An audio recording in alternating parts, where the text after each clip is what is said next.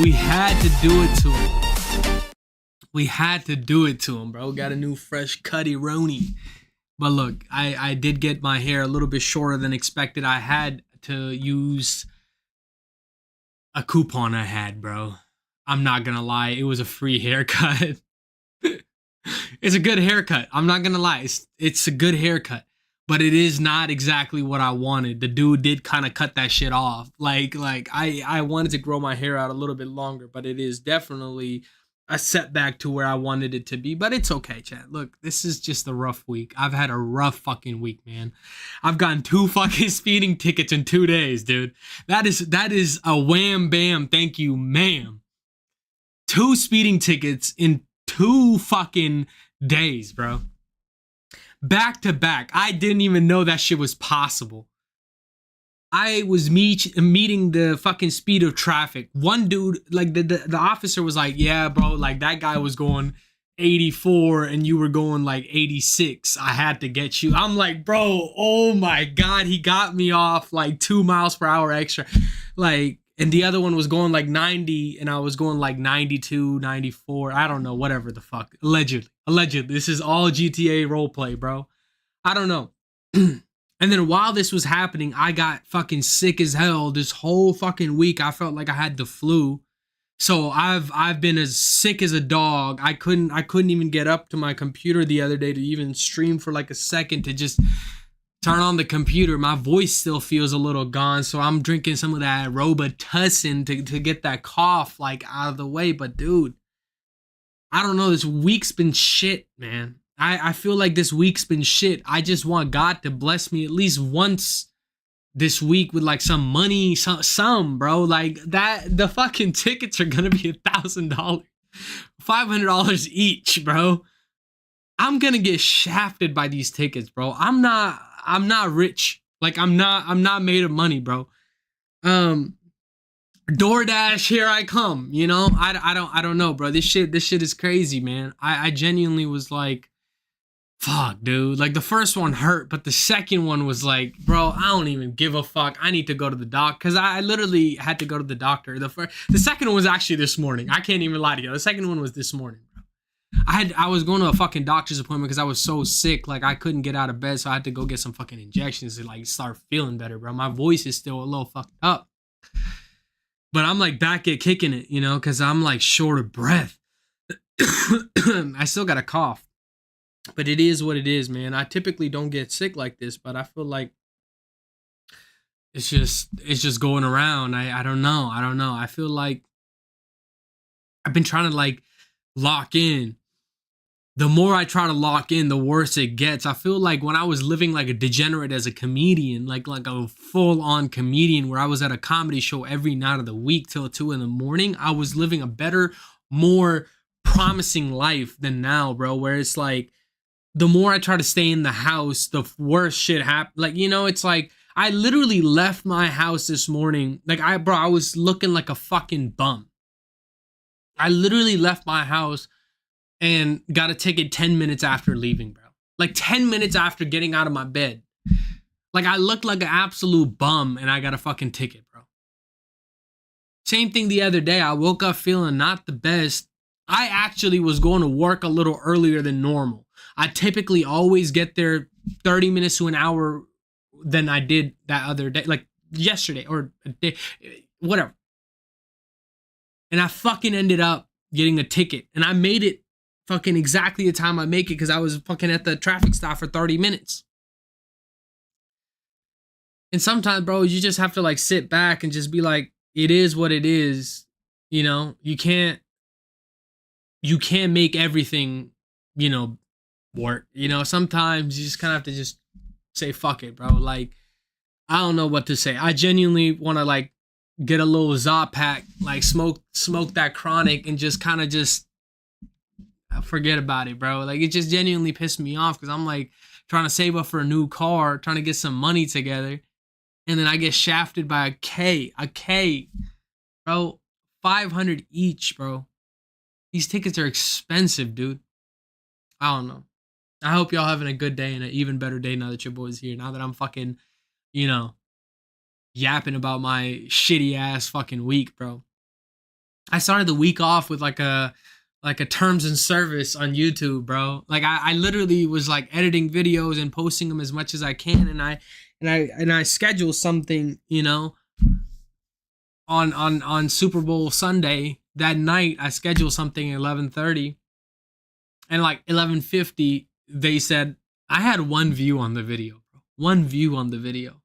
And it said it violated terms and service. It was hate speech. Hate speech. What are you talking about? It was a CSGO gameplay. I was getting bullied on that fucking game. Like, I was the one getting bullied. And they made me do trainings, like hate speech training, to get that removed. Like, I don't even know what to say, bro. Like, I wasn't even doing anything. Like, they called me Jew. Like, I was like, what the fuck? Like, I was the one getting bullied. How am I catching the fucking L? Like, I don't know. It's been a tough week, man. It's been genuinely a tough week. I kind of just wanted to get on here tonight and just kind of just do it by ear, you know? I just wanted to like just put in the work. Like just get on here and just do the stream. You know? What I always heard the term where it's like, just make it through the day, right? Like, just make it through today and then you'll be there tomorrow. Like, just make it through today, right? And that's how I'm feeling right now. It's like, I just wanted to make it through today. Like, and that's what I said yesterday. I just wanted to make it through yesterday. I just want to make it through today. Just one day at a time right now, bro. Like, it's genuinely an ass whooping of the century. I've been getting ass whooping after ass whooping this week. Whether it be the fucking tickets, whether it be YouTube shafted. Bro, one view and I get a fucking terms and service. Like, how the fuck? I don't know, chat. Like, I feel like there are some times where, like, the less you do, the more painful it feels. Let me explain this to y'all. Like, I don't know how to explain this properly, but like, sometimes the less I do, the more shit I get into. Hey, what's good, man? What's good, feet guy? I haven't seen you in stream in quite some time, man. I feel like there are some times where the less I want to do, the like more bullshit I have to deal with. But when I'm like consistently just putting myself in scenarios and keep putting myself to keep going on, I get into less bullshit, right? Like let's say like I'm doing 4 activities every day, right? Like working out, going to work, some kind of comedy show, and then, you know, stream. When I'm doing all 4, I feel like there's less time for bullshit. But when I cut one thing out, and then maybe I cut out another thing, and then I'm left with 2 things, then I feel like there's more time for bullshit. You know what I'm just saying? Like, it just comes down to like, I feel like you need to either fill up your schedule or there's going to be a lot more time for bullshit. And I feel like that's where I've been kind of lacking at, man. Like, I've not been going to comedy shows as often. I've genuinely only been doing like 1 show a week for the last like 2 months. I feel like at least a month or 2. Like, I don't think I've done more than 2 shows a week for the last 2 months. And I've stopped kind of working out. Like, I will do my morning routine with like push-ups and pull-ups, but I've like not been really working out much. And then on top of that, like, I feel like I haven't gone bowling in a fat minute. I've not been like entertaining other hoes. Like, it just doesn't feel like I should be dealing with more bullshit. But I feel like when you do more shit, you deal with less bullshit, right? I don't know if that makes sense, chat. Like, I genuinely have kind of come to that conclusion recently that the more I do, the less bullshit I deal with. And the less I do, the more bullshit I deal with. So, I don't know. I feel like I might have to like just start fucking off and just say, fuck it, bro. Let's get to the comedy show. Let's get to this. Let's get to that. Like, I don't know how to explain it. I feel like I genuinely just might have to just lock in and just go all in. Like, there's no more, I'm feeling tired. Like, I have been like sleep deprived like for a while. Like, that's like an ongoing thing. No matter how much I sleep, I still feel tired, bro. Like, the last 2 days I've done nothing but sleep. The more I mention sleep, I keep yawning, you know? So it's like, I feel like that's not help. I genuinely think, you know, it is useful that you get some sleep, you get some rest, and you kind of, you know, like, get your priorities in order. Don't get me wrong, but like I feel like the more I chase, oh, I need to be well rested, the less I'm actually well rested. You know, the more I'm like, oh, I gotta go to this comedy show, then I gotta go do this. I have more energy. I don't know how to genuinely explain it. I feel like the more I have something to do, the less I get tired. So if I'm coming home at 2 a.m. and then I have to get to work at 7, and then I have to go to the stream at like 7 again, like, so I'm at work till like 6 and I get on stream till 7. When I keep that cycle going, I just keep on going. But whenever I stop that cycle, I get more tired. That level of like, oh shit, maybe I am tired. It kicks in. I don't know how to explain it. But like when I'm like, fuck it, bro, I got shit to do, I can't feel tired, you know? Like I don't have time to be tired, right? So I don't know. I genuinely have been on that mindset of, bro, maybe I just start like filling up my schedule like twice as much as I have been. Cause like the last month, I don't know. I haven't really been happy with my level of progression and things. Like I've been happy in a sense of like I've been, you know, getting rest and I've been, you know, getting to work on time and like, well, there are some days I was late, but I've been able to do what I need to do. But I feel like I'm not satisfied in the soul, you know, like I've been satisfied, you know, on paper, like I'm getting to work, I'm getting my money, I'm doing all this and that, you know, but I don't feel like my soul is satisfied. And I feel like sometimes that's where the exhaustion really comes from, when you're like not doing things to satisfy the soul. And I think when I'm not, you know, bowling, when I'm not like, you know, going to the comedy shows, I feel like I'm not satisfying my soul, you know?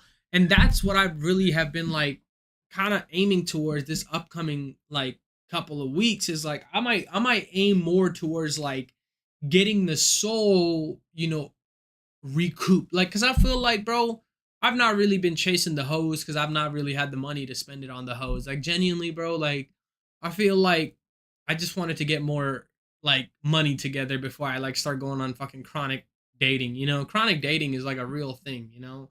I genuinely did not look at it before, but somebody like mentioned it to me and they were like, bro, are you a chronic dater? I'm like, honestly, I enjoy going on dates. That doesn't necessarily mean I'm like going on consistent first date. I just like going on dates, right? Like it's just obviously, you know, I'm not trying to meet somebody new every day, but like it's kind of nice making friends. Cause bro, like I'd rather I'd rather be friends with a bad bitch than just some corny ass dude I used to know through high school and now we don't get along, but the only reason we're friends is because I knew him through high school, right? Like I don't know. I feel like I limited and I cut a lot of those friendships out because I'm like not really interested in that anymore. Like I'm not interested in being friends with people that I'm only friends because we knew each other through high school, right? Like we don't have anything in common. We don't do anything. Like it's just half the time that we hang out, it's like, oh, you want to just hang out? Like, oh, you want to just go to the bar? Like, I mean, bro, like I can go to the bar with a bad bitch. Like, I don't know. I feel like that could be a me thing too, because there's a lot of people that feel the same way,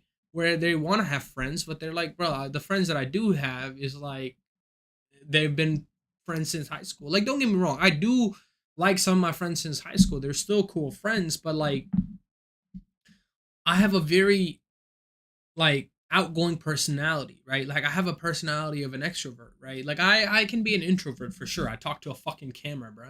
Like clearly I have introvert tendencies, but I'm extroverted overall, right? Like I genuinely like being out at the club. I like being out, you know, doing haram activities, you know?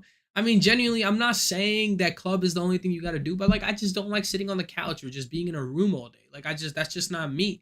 As much as I enjoy that time to time, but I can't just play Xbox 7 days a week.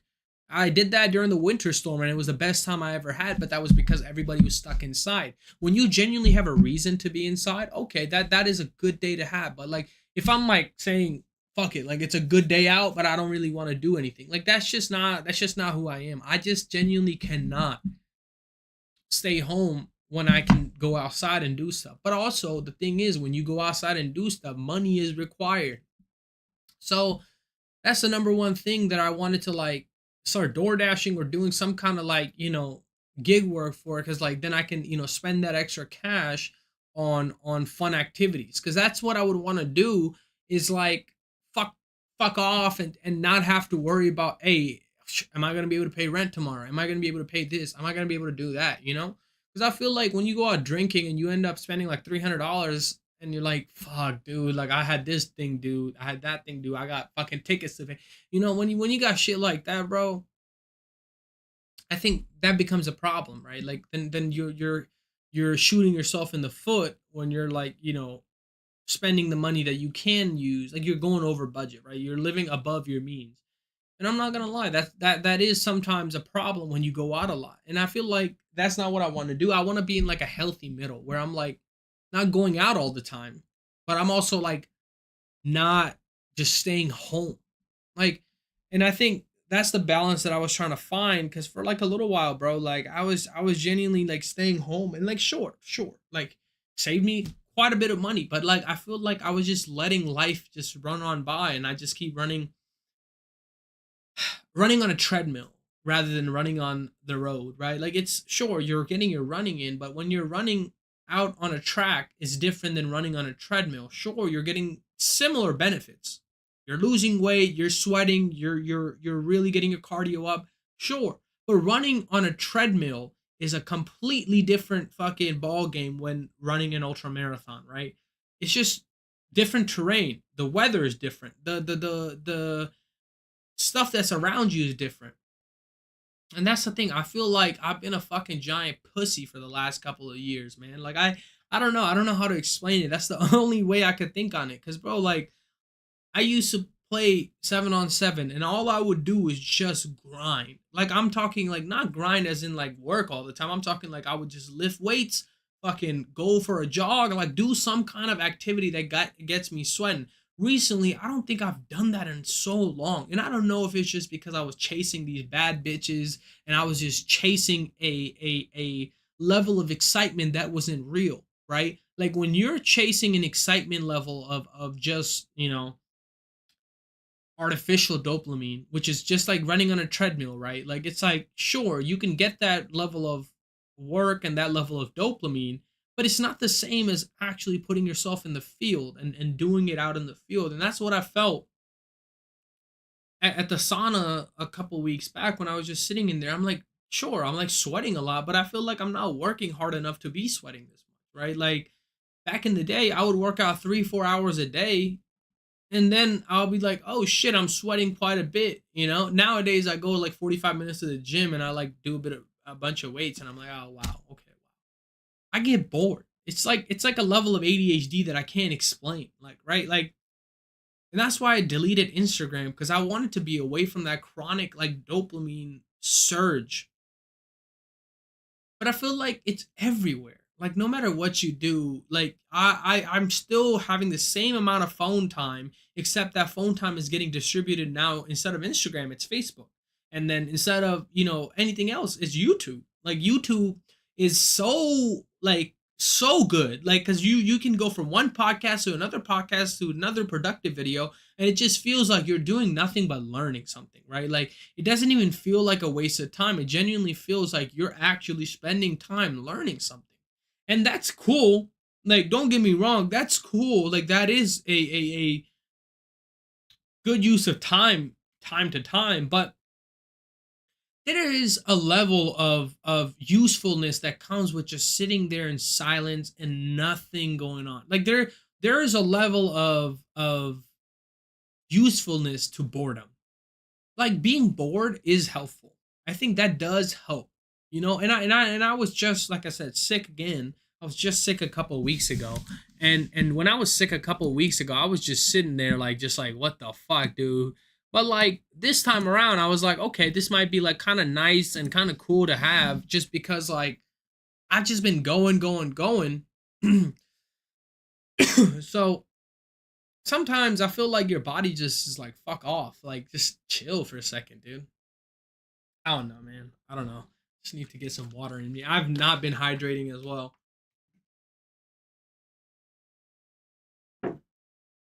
That's the one thing I've noticed about myself, bro. I've been dehydrated like a motherfucker, man. Dehydrated like a motherfucker, dude. But it is good that I'm trying to drink more water, trying to drink more, you know, electrolytes, less soda in my body. That's the goal. No cold one tonight because I'm low key trying to build up my immune system. No cold one tonight. But it is kind of nice to, just kick back sometimes, just chill. Tonight, let's go ahead and get to a video why Jesus never felt like he belonged to this world. That is now a deep one. Why did Jesus not feel like he belonged to this world? Well,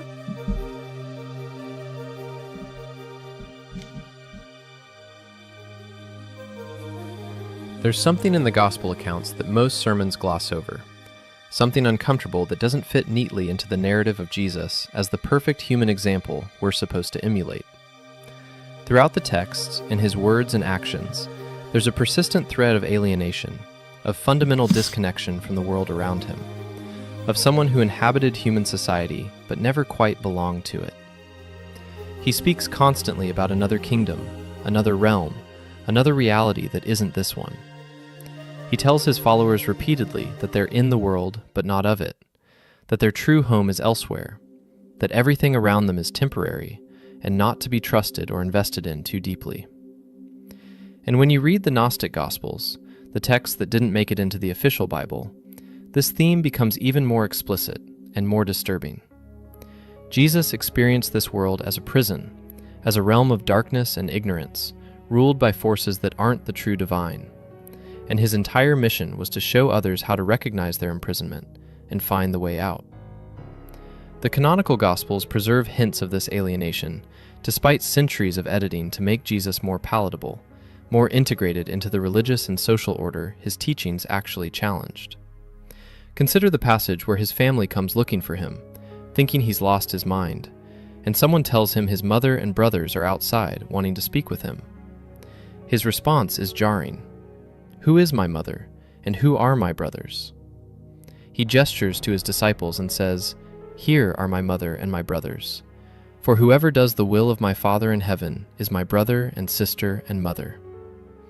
This isn't warm family values. This is rejection of biological kinship, of the fundamental social bonds that define human belonging, in favor of spiritual connection that transcends material relationship.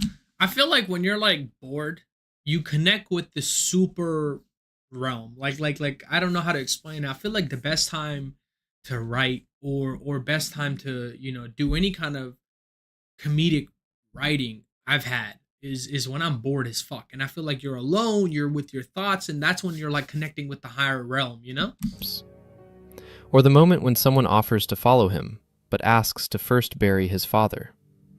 Jesus' response? Let the dead bury their own dead. This isn't just a harsh statement about priorities. It's a division of humanity into categories that have nothing to do with physical life and death. The spiritually dead, those who remain unconscious and trapped in material concerns, let them handle material matters like funerals. Those who are awakening, those who are beginning to belong to another reality, they have different work to do. This is someone speaking from a perspective where the normal human world of family obligations, social rituals, the marking of life's passages, all of that is categorized as belonging to the dead, to those who haven't awakened to what reality actually is. Throughout the Gospels, Jesus is constantly withdrawing from crowds, escaping to isolated places, spending nights alone in prayer or meditation. The text frames this as spiritual discipline, as communication with the Father. But read it as someone who found human society exhausting and alien, who needed to regularly escape from a world that felt fundamentally wrong and hostile. And suddenly, these passages take on different meaning. He's not just praying. He's getting away from a realm that drains him, that doesn't recognize what he is, that keeps trying to fit him into categories and roles that have nothing to do with his actual nature or mission. His teachings are filled with dualistic language that creates sharp divisions between this world and another reality. My kingdom is not of this world. You are from below, I am from above. You are of this world, I am not of this world. I have come into the world as light, so that whoever believes in me may not remain in darkness. Light and darkness, above and below, this world and another kingdom. These aren't metaphors for moral categories. They're descriptions of fundamentally different realms of existence. And Jesus consistently identifies himself with the realm that isn't this one, that exists in opposition to or beyond material reality. The Gnostic Gospels make this explicit in ways the canonical texts only hint at. The Gospel of Thomas, discovered at Nag Hammadi, contains sayings attributed to Jesus that frame earthly existence as imprisonment and awakening Why as does everybody mention that in all the books and all the grimoires? They always say like Earth is like a prison for your soul. You have to free your soul and get to the next like ascension. You know, I don't know what that means and what like do you have to die for that, or can you like be awakened while you're in this, you know, body? Recognition of your origin in another realm. If they say to you, "Where did you come from?" say to them, "We came from the light, the place where the light came into being on its own accord." This is instruction in answering questions about origin by referencing the spiritual realm, the pleroma, the fullness of divine reality that exists beyond material creation. Jesus isn't teaching people to be better humans in this world. He's teaching them to remember they're not from this world, that they're exiles, trapped in matter, belonging to somewhere else. Another saying from Thomas, "Blessed is the lion which becomes man when consumed by man, and cursed is the man whom the lion consumes, and the lion becomes man." This cryptic statement becomes clear through Gnostic interpretation.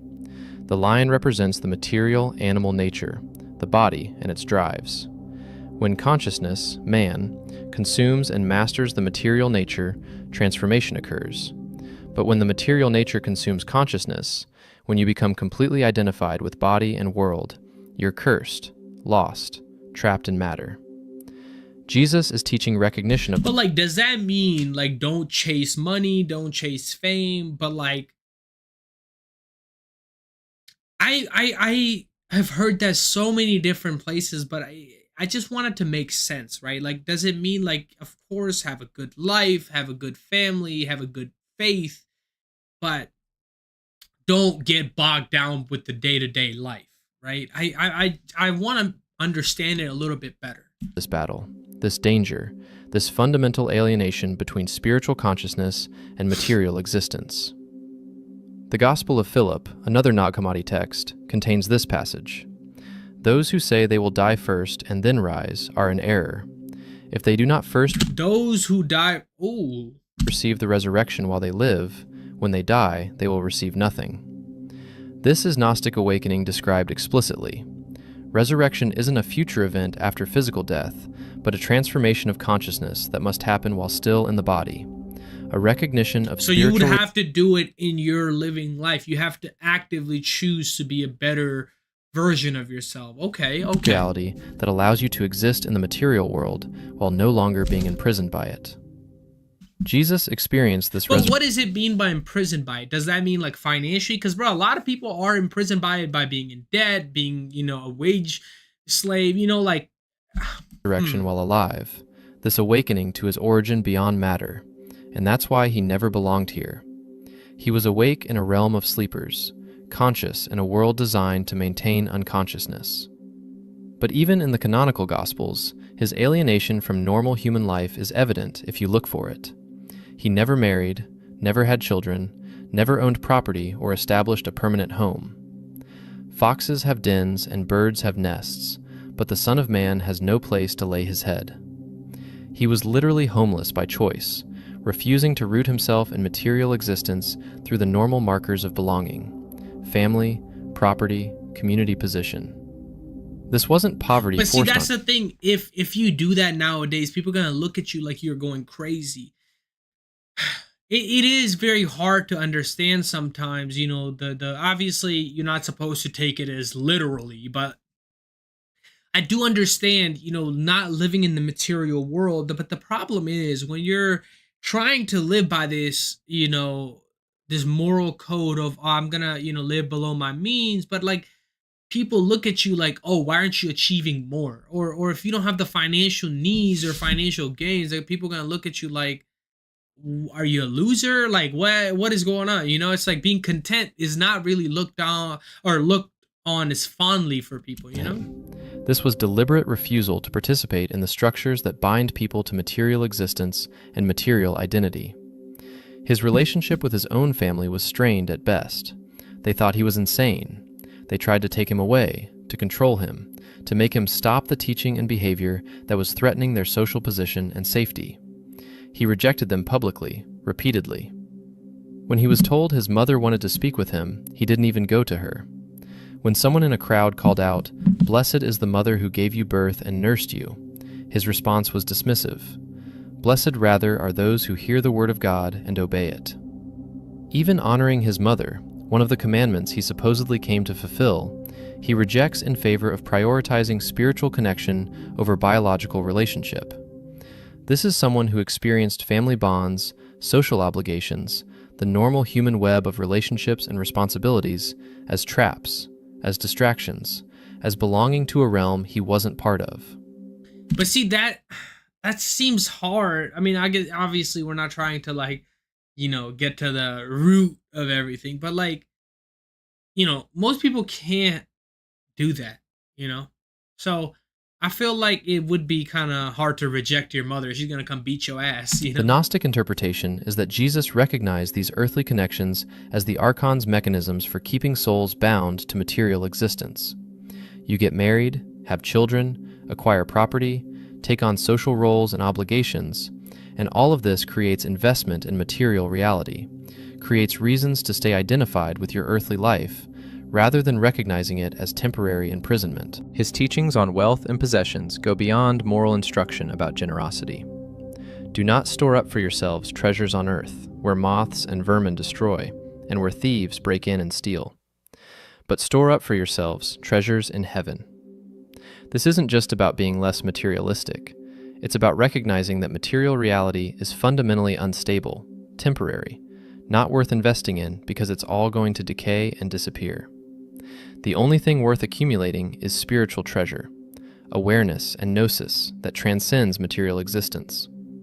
The famous statement about the camel and the eye of the needle, how hard it is for the rich to enter the kingdom of heaven, this is often softened into commentary about the spiritual dangers of wealth. But read it through the Gnostic lens, and it's more radical.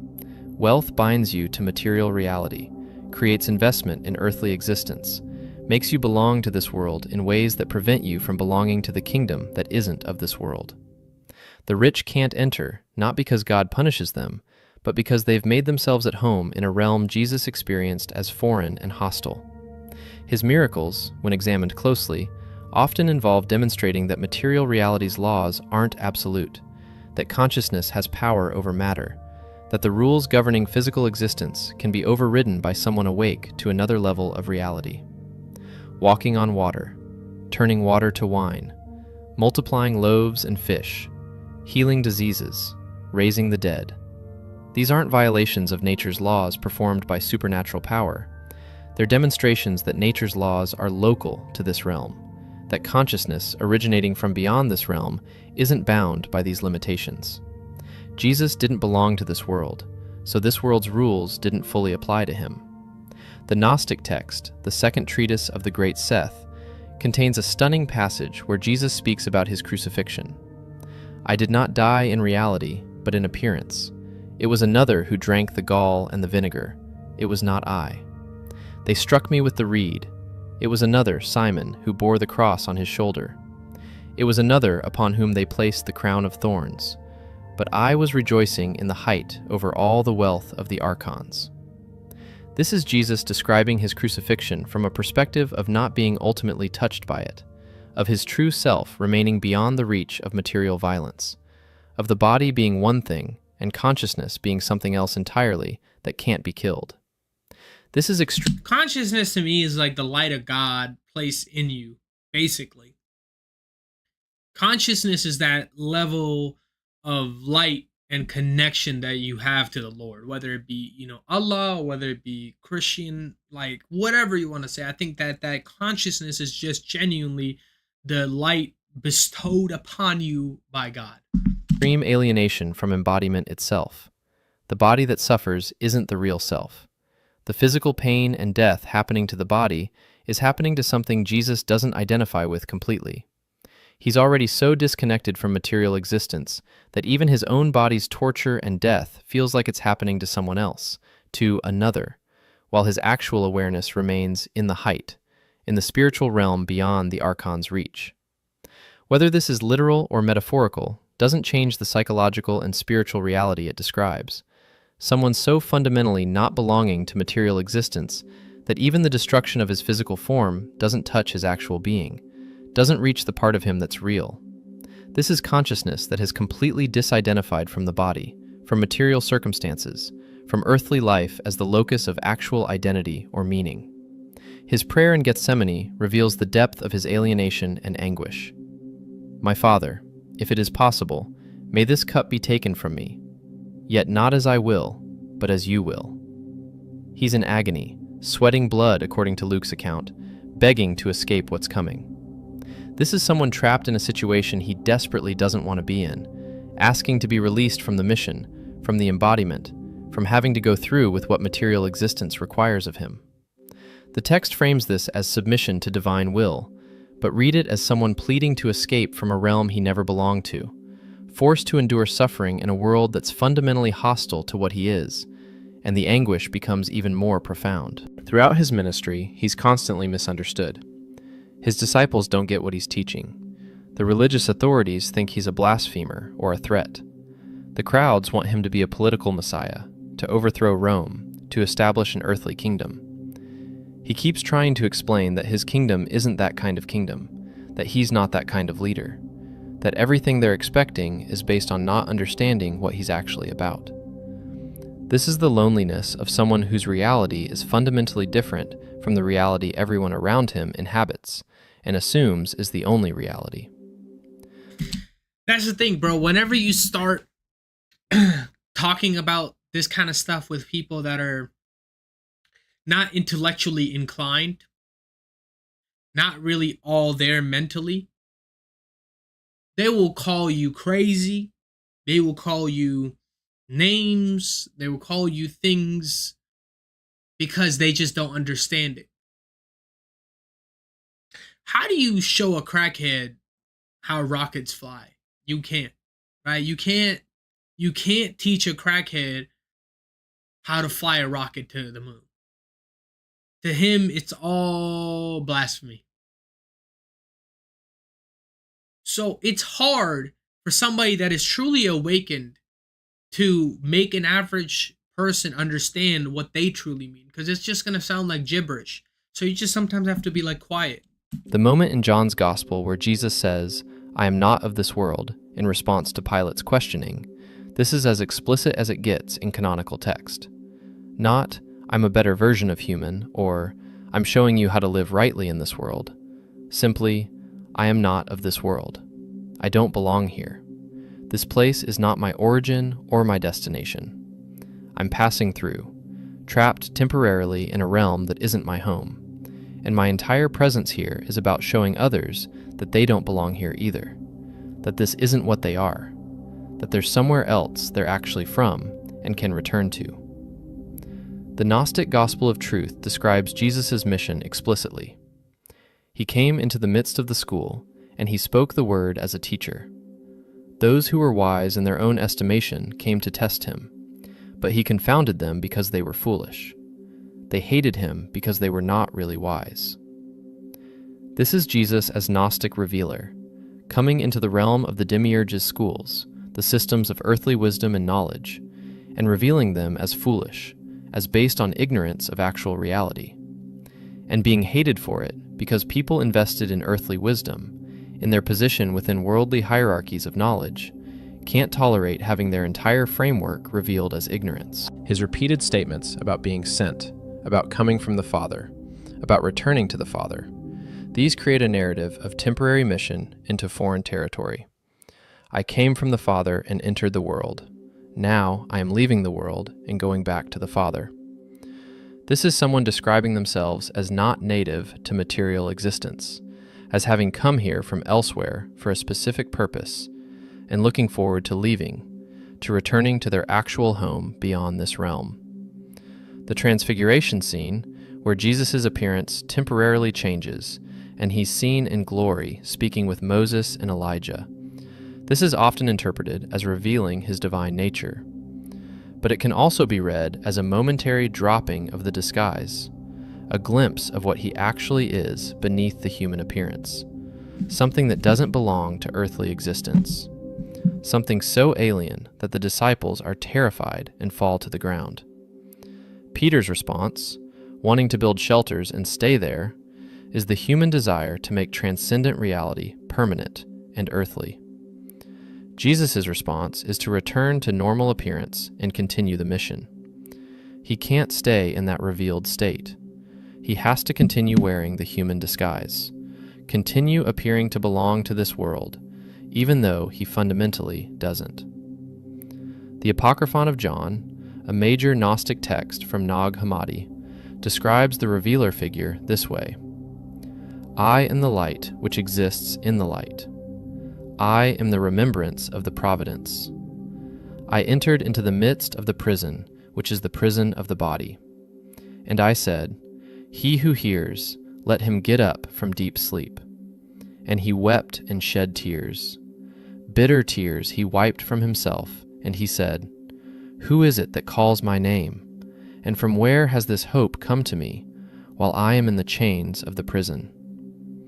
This is Jesus, understood as consciousness from beyond the material realm, entering into the prison of physical existence, to awaken those who are trapped, to remind them of what they are beyond their imprisonment.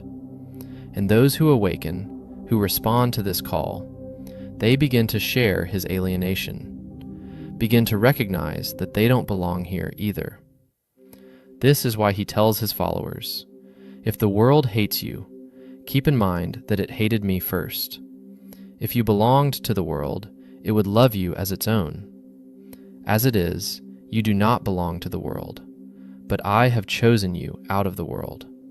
That is why the world hates you.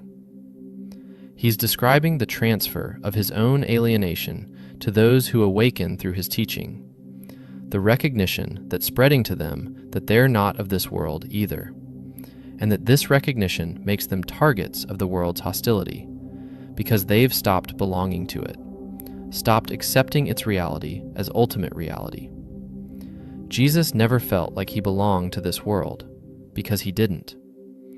Whether understood literally as a spiritual being from another realm, temporarily incarnated in human form, or psychologically as consciousness that had awakened so completely to transcendent reality that material existence felt foreign and imprisoning, the result is the same: profound alienation from ordinary human life, from social norms and values, from the web of relationships and investments that make people feel at home in the world. He experienced material reality the way someone would experience a foreign country, where they don't speak the language, don't understand the customs, don't want to stay any longer than absolutely necessary. And his teaching, especially in the Gnostic texts, but even in the canonical Gospels, when read without the theological interpretations layered over them, is consistently about transferring this alienation to others, about waking them up to recognize that they don't belong here either, that what they think is home is actually prison, that what they think is life is actually a kind of death, and that their true origin and destiny is in a reality beyond this one that they've forgotten, because the very structure of material existence is designed to maintain that forgetting. This is why Jesus never settled, never made peace with the world, never found his place in human society. There was no place for him, because he wasn't of this place. He was passing through, teaching others to recognize they're passing through too, pointing toward an exit from a realm that most people mistake for the only reality. And this fundamental not belonging, this existential homesickness for a realm beyond material existence, this is what emanates from his words and actions throughout the gospel accounts. For those who can recognize it beneath the layers of interpretation that try to make him more comfortable, more integrated, more belonging to the very world. I'll be honest, bro. Now it seems like Christianity and religion overall is just not anything but a money-making machine, bro. You see all these big churches, hey, donate now, save your spot in heaven, you know? I feel like a lot of religion now is about just finances, right? Like it just seems like, they get tax breaks, and you see all these, pastors flying around in jets, like it's just not what God meant religion to be, He consistently identified himself as not being part of. Hey, W video. Hey, do y'all think God and the story of Jesus is like a real story? Like you think Jesus was a real person?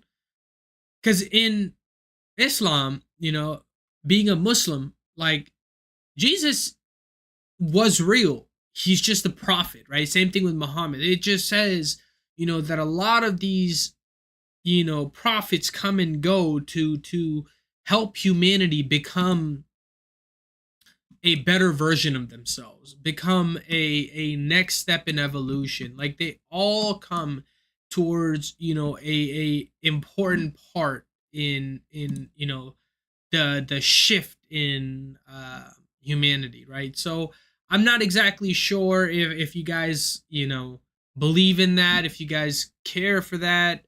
I've been on this, religious kick recently. I'm not even just a religious kick. Like it brought me down, like from the Epstein files, right? It came down to this after I really started to look at, some of these people were using religion as the backdrop, right? They were using this um weird historical like shit as gospel. Basically they were sacrificing kids, they were drinking blood and all that, like, and they were saying this is in the um grimoires and stuff, right? So they're using all that weird mystical magical shit and using that as actual reality. So it kind of gave me a interesting look into um interesting, I guess, vibe of looking into this stuff. Because before I did this, years ago, right? Like before I started really streaming for real. A couple years ago when I first started, like I started looking into, the masonry, the diagnostic Bible, all the stuff that, they don't really talk about per se, right? So I kind of got interested in this stuff just because of the fact that it just seems like a lot of people use it as a real account of how humans should be, or these important books, like, are real historical books rather than just um just people reading them. Like they treat the Bible as like a historical book rather than just a religious book, right? Like, so it kind of gave me interest into this level of science, I guess. You can't even call it science, but it gave me interest into looking into the occult, looking into like weird stuff. I'm just very interested in this stuff. Let's see. Understanding the fallen angel. Let's see what else they got. Origins of. Let's go ahead and refresh it. Let's see what they got for us at the top. The disgusting storm. Solomon. Why artists sell their soul? Well, selling your soul is just like you doing things that you don't really like, want to. I didn't want to get on Counter Strike tonight. You know what I'm saying, Chad? The hidden cost. Ooh, this might be interesting. Nobody really talks about. Ooh, this is the hidden cost. Hold on, chat. Y'all gotta understand this. I talked about this previously. I genuinely talked about this previously. The hidden cost of esoteric knowledge. I said the esoteric knowledge is not for everybody, right? That level of knowledge is kept for the older elites and people that are awakened, because it can fuck you up, you know?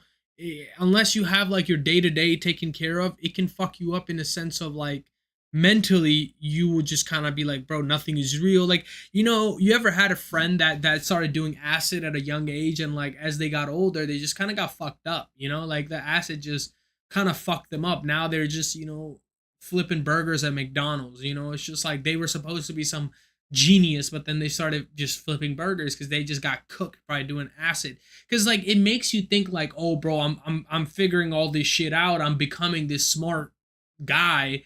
But it really, in all reality, unless you have the money to be able to like trip balls, you shouldn't do it, bro. You need to figure out your physical realm first, then go into the like the superficial realm. You know, that's just how I think though. But let's get into There's something nobody the hidden really cost of talks about when it comes to waking up. People online will tell you about manifestation, higher consciousness, the occult, secret knowledge, hidden history, all of that sort of stuff.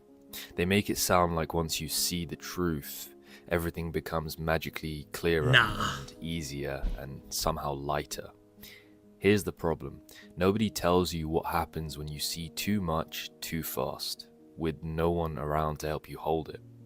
I mean, it's not exactly like there's a guide to any of this or some sort of helpline. Yeah, it's a Caro just phoning up. What's going on? Well, funny you ask. I've realized the world is fake, and I'm fake because I don't have a clue who I really am underneath this mask the fake world forced me to wear. Hello? Still there? Nobody talks about the stage where awakening doesn't feel like liberation. Rather, it feels like poison, and this is far more common than people think. See, when everything is new and you're viewing the world with a new set of eyes, you can't tell what's true from what's fiction. Everything is equally profound and dangerous. I remember back then, I didn't have discernment yet. I didn't have any filters. Every idea hit me raw, the good and the bad. And I honestly, felt that way whenever I first started getting into this esoteric knowledge. I feel like you have to live a certain amount of life, bro. You cannot get into this shit at like 16, 17, 18. You have to wait till like 25. I got into it like maybe 21 to like 23. I was really into it, but then I had to take a couple years off, bro. I was like losing my mind. I was like, nothing is real, money isn't real, the gold is not, like, bro, it just fucks you up, like, because you're like, you know, thinking like you just figured out the way, you got the method. It's just not like that, bro. Make an entire video about just this point alone. It's a huge issue within the online spiritual space, and one that doesn't get talked about enough. Anyway, if you've ever gone too deep into esoteric knowledge, conspiracy rabbit holes, occult symbolism, secret societies. Because the thing is, bro, like some of that shit, oh, that's demonic right there. Some of that shit ends up, you know, being true. You ended up feeling more bitter, more isolated, and more disillusioned, then you're exactly who I'm talking to.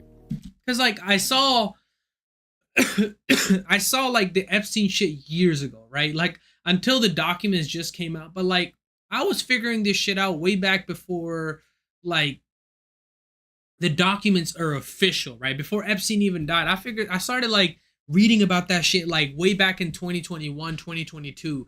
I really started waking up after COVID. Like after 2020, big bovid, I started like really getting into like how is the financial structure set up? How is the level of greed running our system, right? Like it kind of fucked me up for a little while. And look, I want to say this up front because recently when a clip from my Dark Night of the Soul video went viral, a lot of people misunderstood me. I'm not against esoteric knowledge. I'm certainly not against truth, and I'm definitely not telling anyone to avoid walking the path. What I am saying is that nobody warns you about the psychological cost of seeing behind the curtain before you're ready to understand what's back there. For me, awakening didn't look like, you know, love and light pouring into my life. It wasn't all sunshine and rainbows and a dose of enlightenment that I could buy for $10 a pop. It felt like something tearing open inside me. A rebirth I didn't ask for, nor was I prepared for. I feel that. A poison I had no idea how to cure. Why? Yeah, bro, it felt like for a little while I was going insane, bro. Like especially like this. Like it felt like a mirror cracking. Like it just felt like I was going in psychosis, bro. It's just, I don't know, bro, especially when you find out a lot of this stuff ends up being true, ends up coming out to like Like now, bro, we seen the whole Epstein shit like be real as fuck. Like now it's in the mainstream. At that time, bro, I was reading it and I would just see some documents come out time to time and I'm like, holy fuck, Bill Gates in this shit, you know? It's just like, it kind of fucks with you, you know? Once you see behind the curtain, once the illusion collapses, once that first crack happens, you can't unsee it. You can't crawl back into the person you were. There is no pretending. I used to think ignorance is bliss was just a saying. I didn't realize it was a stage you permanently leave. And let me tell you something right now. It's a strange kind of grief. Losing a world that never really existed, but still meant something to you. So what happens? What's the cost of peeling back the curtain? Well, you pay for this new vision with the world you used to live in. And that's a scary time of your life. For me, it started harmlessly enough. I was studying natural law, alchemy, hidden history, occult symbolism, various mysteries. Yeah, bro, hidden history is what I really want to get into next, bro. Like that shit is a little traditions which I may or may not get into during this video. Let's just say stuff you know to keep quiet about when you're around normal people. Also, if we're being honest, and there'll be a lot of that during this video, you know, if you're new here, I don't mince my words, there is a rush to it. That feeling of discovering the real script behind the world, the truth that no one else seems to know. However, underneath that rush, something darker was forming, something I didn't recognize at the time. That's what this video is about.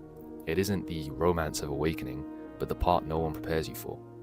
So if you're in that stage, halfway between awakening and collapse, you're in the right place. Trust me, I've been there. You're not crazy, and you're definitely not alone.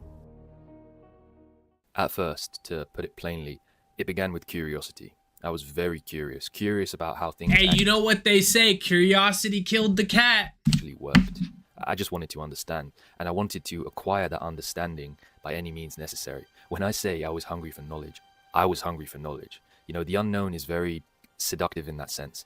Once a seed of intrigue takes hold of you, it's almost impossible to escape it.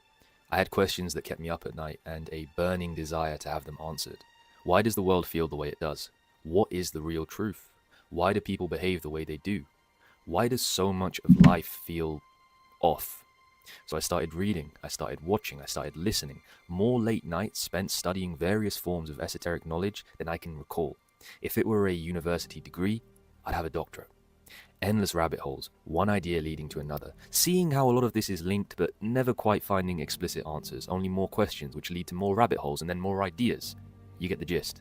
Natural law, esoteric symbolism, alchemy, hermeticism, various forms of occult knowledge, both light and dark, hidden history, even Kabbalah at one point, but that's a story for another time. Bro, the Kabbalah always shows up, bro, but that is like the end-all be-all. First, it felt incredible. It felt like I'd been handed a map no one else knew existed. And as I said before, there is a rush that comes with that. A real one. You feel alert, you feel awake, you feel switched on.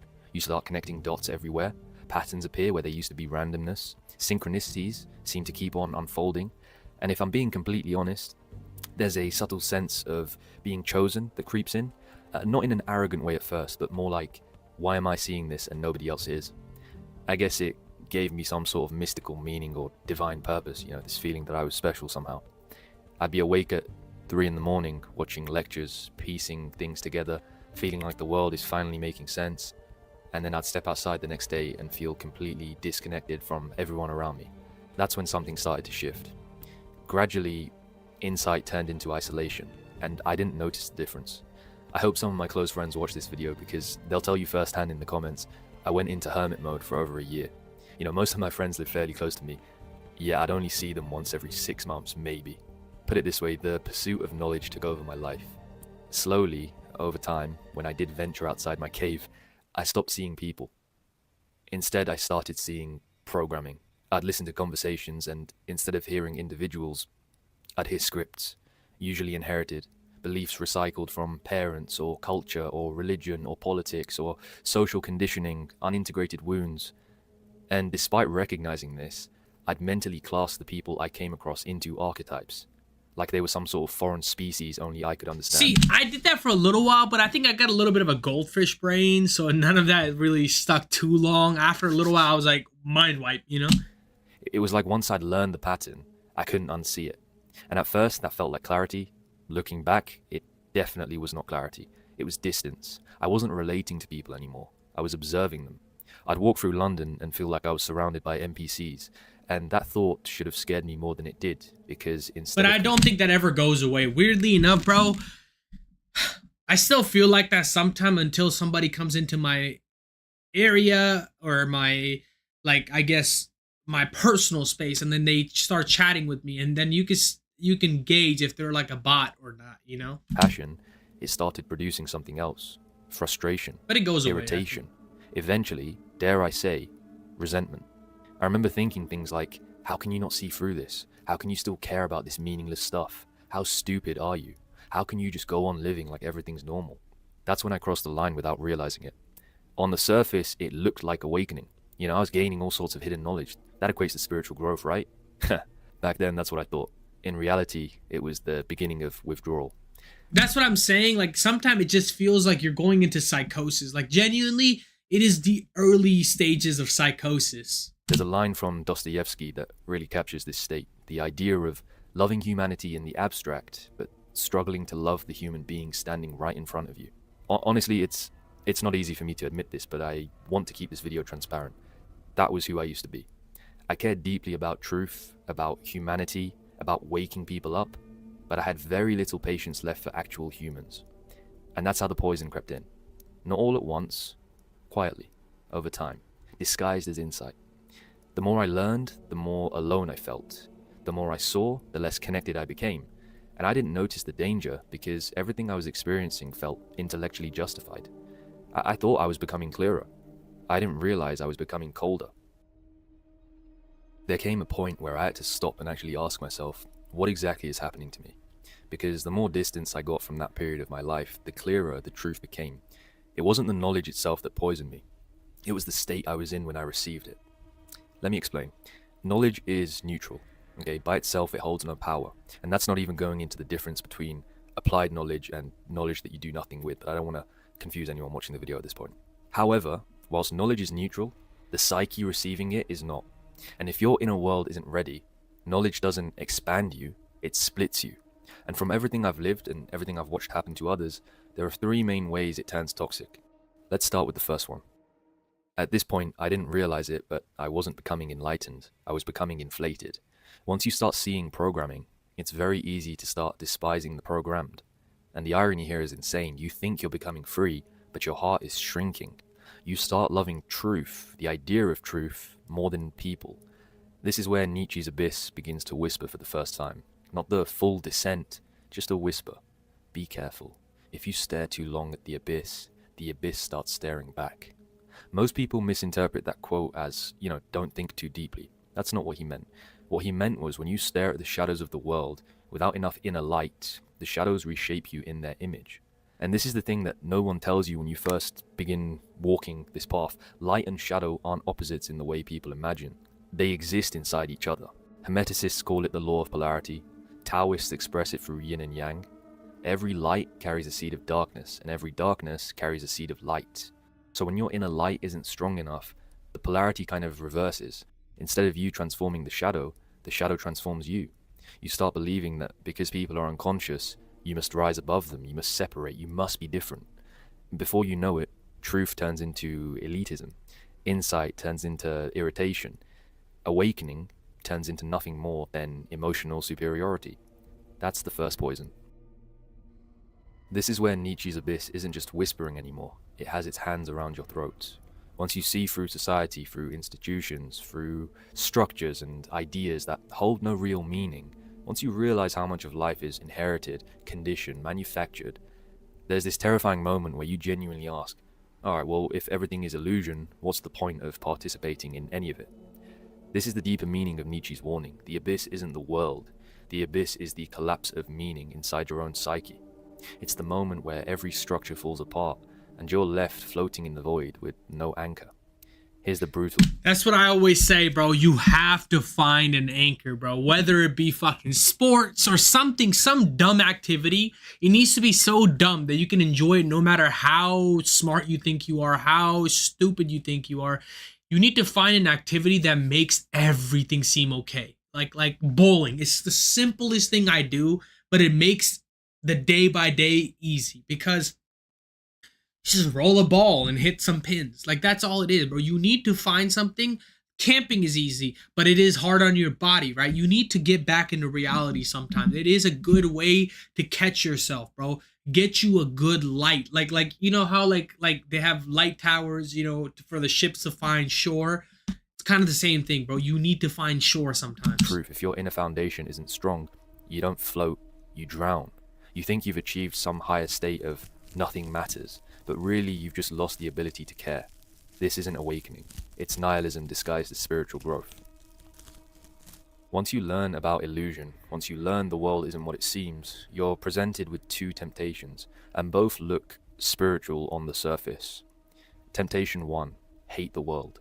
You see the systems, the corruption, the deception, and you harden. You take the red pill so aggressively that you sever the ability to love anything human. This is the Gnostic trap of demonizing the physical world, believing that everything material is beneath you. Temptation 2, why did I look like Trump escape for a the second? world. The opposite direction, you disappear into concepts, into symbolism, cosmology, non-duality, into mystical frameworks that pull you out of lived reality rather than into it. You convince yourself you're becoming beyond the world, but in reality, you're retreating from your own life. This is the Gnostic trap of fleeing the world. And both traps feel like awakening. They both feel justified, they both feel intelligent, they both feel like you've seen the truth, and they both feel like you've transcended the masses. But here's the deeper issue. Both traps remove you from the world you were meant to inhabit. You stop living, and you become a spectator instead. This is disassociation disguised as enlightenment. Looking back, all three poisons have the same root. Your mind wakes up faster than your soul can hold it, for lack of a better word. Your intellect And that's why I say you need to find something for the soul. Comedy nurtures my soul. Stand up is just something that is like structured my soul in a way where I love it. Bowling, same thing. You have to find something that gives your soul some nourishment. Once you get in this, I gotta stay locked in. I'm gonna get real like serious about my job, you know, that's when you might be a little lost. And that's what I'm feeling recently, bro, because I feel like I got too into like my school started, I need to do homework every day, I need to get to work every day, and I have to get a second job. Like all this shit kind of fucks up, because then you stop doing your day-to-day, and I mean you just only do your day-to-day, and you stop doing your like fun stuff, and you're like, bro, what does this really matter? Like, what am I doing all this for? That's why you need to do the fun stuff with the hard stuff. But your heart collapses. Your awareness rises, but your embodiment shrinks. Your insight increases, but your capacity decreases. And that's the real danger of esoteric knowledge, when knowing becomes bigger than becoming. This is how knowledge becomes poison. In other words, it evolves faster than you do. At a certain point, I realized something important. What I experienced wasn't unique, and it wasn't random. Everyone who wakes up too fast goes through some version of this. And again, I want to stress, it's not because knowledge is dangerous. It's because you encounter it before you've built the inner structure to hold it. Every mistake. It's like if you keep stacking books and your bookshelf isn't strong enough. If you got a fucking IKEA bookshelf and it is getting held on by those like little, I think I know y'all know what I'm talking about. Like those little nudges that you just put in rather than screwing the bookshelf together. You have those little nudges, and you put too much weight, too many books on the bookshelf is inherently gonna collapse. You know what I'm saying? Philosopher, every ancient tradition knew this. They all describe the same moment in different languages. A gap opens between what you... Did I just crash the damn video? What the fuck's going on? Goes through some version of this. And again, I want to stress, it's not because knowledge is dangerous. It's because you encounter it before you've built the inner structure to hold it. Every mystic, every philosopher, every ancient tradition knew this. They all describe the same moment in different languages. A gap opens between what you can see and what you can live. Your awareness evolves, but your embodiment remains the same. And in that gap, things fall apart. This is the space between the two awakenings, the part where sight expands faster than strength, and you're left carrying truth your inner world hasn't grown into yet. Every spiritual tradition talks about this, but almost nobody recognizes it when they're in it. There are two awakenings. The first is the awakening of sight. This is when your perception opens. You see illusion, you see programming, corruption, unconsciousness. The veil lifts. The second is the awakening of strength. This is when your inner world finally grows strong enough to carry what you've seen. Every collapse, every dark night of the soul, every poison phase happens in the space between these two awakenings. When the mind is awake but the heart is not yet built. When awareness is high but capacity is low. It's the spiritual equivalent of trying to walk with legs that haven't grown yet. And I want to stress that this stage, it doesn't mean something's gone wrong. It just means something hasn't finished yet. You're mid-process. The sight has arrived before your strength has. It's called an early life crisis as well. There's a midlife crisis, there's an early life crisis, and a quarter life crisis. Quarter life crisis is like 25, then 30, then, you know. Early life crisis is like when you awoke. This is why the oldest story humanity ever told wasn't about disobedience. It was about readiness. Adam and Eve didn't sin. They saw too much before they had the internal capacity to handle what they saw. The moment they ate from the tree of knowledge, two things happened. One, their awareness exploded outward, and two, their inner foundation stayed the same. That mismatch, that gap, is exile. Not exile from a specific location, exile from yourself. Exile is the psychological state where innocence collapses but wisdom hasn't formed. Trauma. And meaning hasn't stabilized, yet perception is fully awake.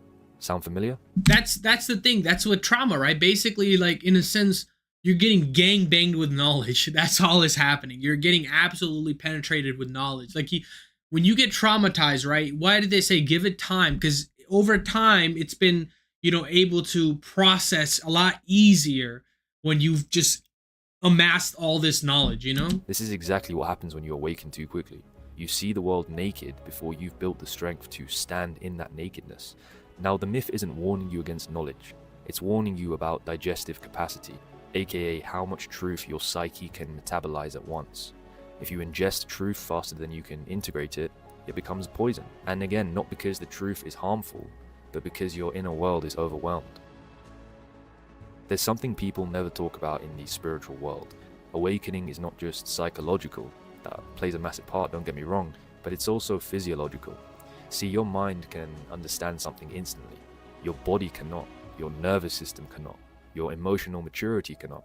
So when you suddenly see the illusion or the programming or the corruption or the unconsciousness, the hidden architecture beneath reality, but you have not yet built the inner stability, humility, grounding, or shadow and that's why integration. that's why they always tell you to look at the Kabbalah after age 40. At that level, your brain is developed, you lived a long enough life to be able to have an inner To structure. hold that level of awareness, the result is not enlightenment. It's fragmentation, it's overload, disorientation. And this is why mystics throughout history emphasized initiation, stages, rites of passage. They weren't gatekeeping knowledge. They understood a basic truth of human transformation. Awareness without embodiment destabilizes the soul. You have to grow into what you see. You cannot skip the becoming. This is something Manly P. Hall warned us about over and over again, the difference between knowing and becoming. And it's so true. You can fill your mind with every secret the ancients ever recorded and still remain exactly who you were yesterday. Why? Because information alone doesn't transform you. Embodiment does. People forget this. I forgot this. Hall warned that the real danger of esoteric knowledge isn't the knowledge itself, it's when the intellect outruns the soul, when you accumulate truths faster than you can integrate them, when you awaken mentally but remain unchanged emotionally, when you understand more but can live none of it. And when that gap opens, the gap between what you know and what you can hold, truth becomes painful, contradictory, a weird kind of inner torture, a knowing that has nowhere to go. I lived that. My insight grew, my character hadn't caught up yet, and that gap almost broke me. This is exactly what Rudolf Steiner warned about from an entirely different direction. He said that higher knowledge does not make you better, it makes you more of what you already are. So if you approach higher truth without things like shadow work, discipline, humility, and emotional development, your shadow intensifies, your wounds enlargen, your instability amplifies, and your disconnection deepens. Steiner said that higher knowledge, when approached without the corresponding development of character, humility, and inner discipline, doesn't liberate the soul. it unbalances it. In other words, the problem isn't that truth is too dark, it's that it arrives before the soul has learned how to carry light and shadow at the same time. And again, the core of it all, awareness rises, capacity does not. You see what is real before you've built the inner strength to live in that reality. You dismantle your worldview before you've built a self that is strong enough to stand without it. And this gap, once again talking about gaps here, between seeing and being, births things like bitterness, collapse, isolation, nihilism, the illusion of being too awake for this world. But you're not too awake. You're awake without being rooted.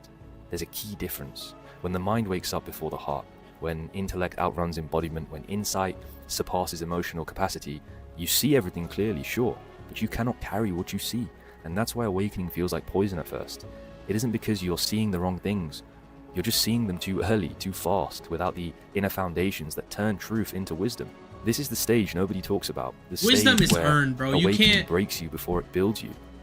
you can't be given wisdom, right? Like, and I feel like sometimes you have to earn it over time. If you get it too quick, boy, you about to be in psychosis. And it leads directly into the next section, how to turn that poison back into medicine. Here's something I wish someone told me when I was drowning in this. You don't escape the poison by running from it. You escape it by digesting it, which I know sounds very strange, but what I'm talking about is integration, letting it change you, but not hollow you. This is the part of awakening that, as I like to say, builds a human being rather than destroys one. If my descent exposed everything unhealed in me, then the ascent required one thing. I had to become the person who could hold what I had seen. This is where the great work begins, not in the reading or the theories, the becoming. Let me tell you what that looked like. The moment I saw how bitter I'd become, I had to face something uncomfortable. My higher awareness wasn't wisdom, it was a shield. I wasn't distancing myself because the world was unconscious. I was distancing myself because I was overwhelmed. Contempt was just a mask for fear. It was easier to judge the world than admit I no longer knew how to belong to it. What changed everything was this single realization. The people I was calling asleep were carrying wounds I hadn't even begun to face. Once I saw that, I couldn't unsee it. People aren't programmable NPCs. They're scar tissues wrapped in routines. They're stories shaped by heartbreak and upbringing and invisible battles you or I will never understand. And when that really hit me, contempt softened. I recognized myself in them again. Yeah. This wasn't Nietzsche, this wasn't philosophy, this was humanness returning after years of armor. And as someone that used to be the least compassionate or empathetic human being ever, I can confidently tell you now that compassion isn't a moral stance. It's the natural outcome of finally putting the shield down. There was a point where I genuinely didn't know what to do anymore. Once everything appeared constructed, society, identity, goals, I lost the ability to move. This was peak Dark Night of the Soul for me. Why participate in any of it if it's all inherited and ultimately fake? Here's the turning point. Just because— Yeah, bro, that's the type of shit that makes you want to go like out to a farm and just live like life on a farm. You know, I was at that phase at one point where I was like, fuck it, I'm just gonna get some animals and just live on a farm. Oh yeah, I need money to buy a farm. Meaning isn't given doesn't mean meaning is impossible. It means meaning becomes a responsibility. That hit me deeper than any philosophical text ever did. What does it mean? Well, some things in life matter because you're told that's the case, or, you know, the world tells you, right? But the things that shape your soul matter because you choose them. That's a conscious decision. So when the old script dissolves, you're forced to ask yourself things like, okay, what is worth living for now? What will I give my time to? What deserves my devotion? And these questions don't paralyze you, they animate you. Participation doesn't mean pretending life is an illusion. It's about choosing what is real for you now, you know, free from all the previous baggage you were carrying. And this is kind of where absurdism shifts from despair to defiance. Not nothing matters, but if nothing is guaranteed to matter, then everything you consciously choose matters by default. This is the one that nearly took me out. Once you start learning everything is symbolic, everything is illusion, everything is constructed, you start drifting.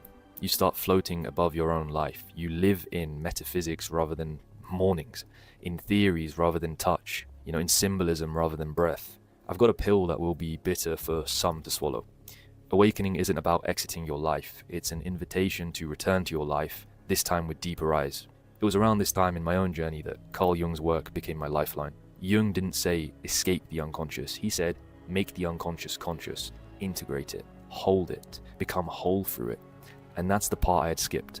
The reason the knowledge poisoned me wasn't because I saw the hidden architecture of reality, it was because I never turned that same gaze inward. Shadow work became the bridge back into my life. When I started asking, why was I drawn to certain truths?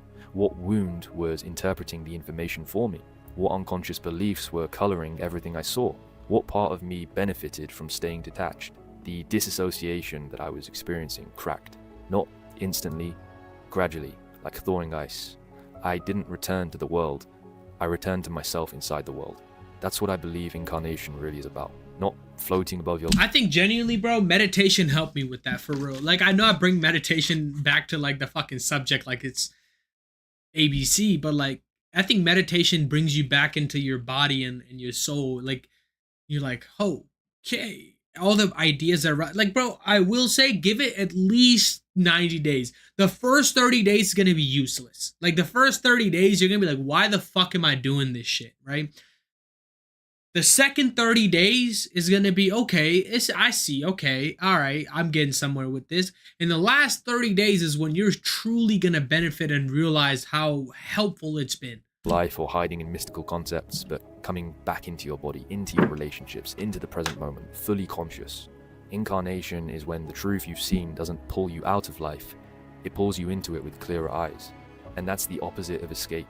It's the choice to stand here again, grounded, aware, and engaged, instead of disappearing into the safety of detachment. If the earlier stages were about clearing the poison, this stage is about forging gold from the residue. Alchemy isn't metaphor here, it's literally soul work, turning the lead of your collapsed world into the gold of a self you consciously choose. Here's how it works. Awakening burned away the old meaning. Shadow work revealed why the old meaning held me. Now I had to choose new meaning consciously. Alchemy is the moment you look at the raw material, in other words, your wounds, your insights, your dismantled worldview, and you decide, this is the material I will build from now. What will you serve? What will you honor? What See, I want like some posters like this. Like I want like an alchemy poster, bro. They look so cool. Like especially the one where he's like peering through the gate. Hold on, I'm gonna look at this. Meaning doesn't float down from the heavens. It's forged through devotion. This is the alchemy a lot of people miss. The same knowledge that cracked me open and poisoned me when I wasn't ready became the gold I stand on once I did the inner work. Awakening burns away illusion. Alchemy builds something real in its place. And that brings us to the final part of today's video. The part where I talk directly to the version of you who is still stuck in the collapse. I want to end this by being honest about why I even made this video in the first place. Again, it wasn't to warn you away from esoteric knowledge or to romanticize awakening. I made this because esoteric knowledge is a double-edged sword. It really is. It can crack you open, it can destabilize you, it can make you bitter, detached, resentful of the world. You know, I experienced that firsthand.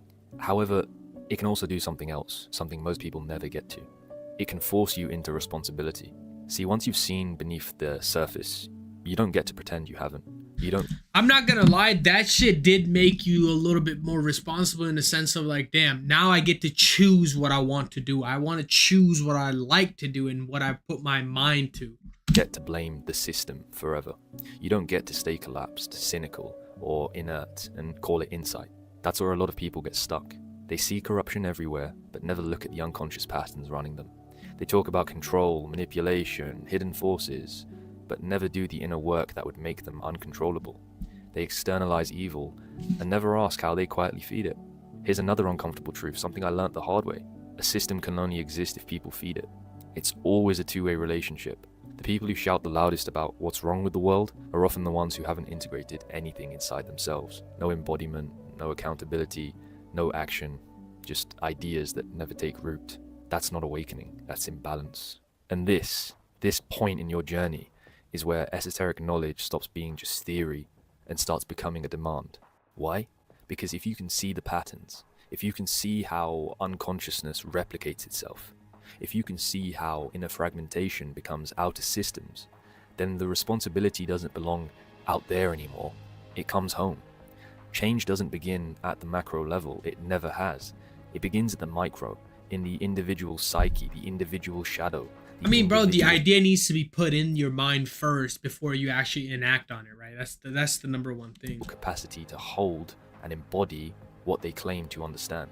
Every time you meet an uncomfortable part of yourself instead of projecting it, every time you choose responsibility over resentment, every time you bring awareness into your behavior instead of hovering above it, you are shaping the world we all share. And I'm not talking symbolically here, I mean literally. This is why applied knowledge becomes wisdom, and wisdom, when lived, becomes gnosis. Unapplied knowledge stays abstract, it destabilizes, it poisons. Embodied knowledge grounds you, it humbles you, it makes you capable of holding complexity without hatred. That's the difference. So if this video resonated, if you recognize yourself in it, I'm not asking you to wake anyone up. I'm not asking you to fight the world. I'm not asking you to escape it. I'm asking you to do the harder thing, to bring what you've seen into your life, into your relationships, into your choices, into your behavior, into your Hey, shadow. W video, doesn't need- W video. That was deep, bro. That was, I'm not gonna lie, that was a little bit of a learning experience. I will say that was quite a bit of a different vibe than I typically have, right? Like I feel like I've been kind of spending a lot of time on esoteric knowledge. I've been spending a lot of time on stuff that is like out there, a little bit out there. And I think right now is the best time just because of the fact that, bro, all this Epstein shit has kind of made this shit like kind of common knowledge, right? Not common knowledge, but it's kind of made it easier for people to like accept this level of fuckery, right? Now people can like look back and see it and they're like, oh shit, that shit is real, you know?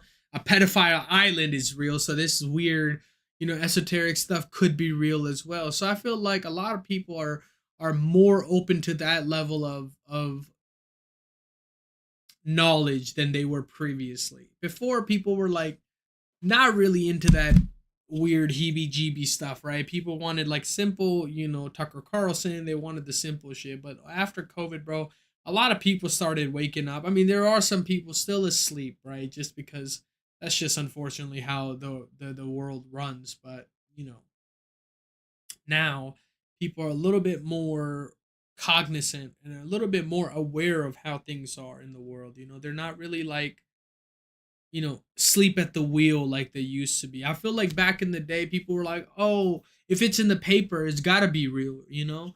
If it's, you know, something said by, you know, CNN, if it's something said by, you know, NSNBC, it's got to be real. Like now, then you started seeing like all these social media places like lying to you and giving you false narratives so they can have your vote and they can have your undivided loyalty.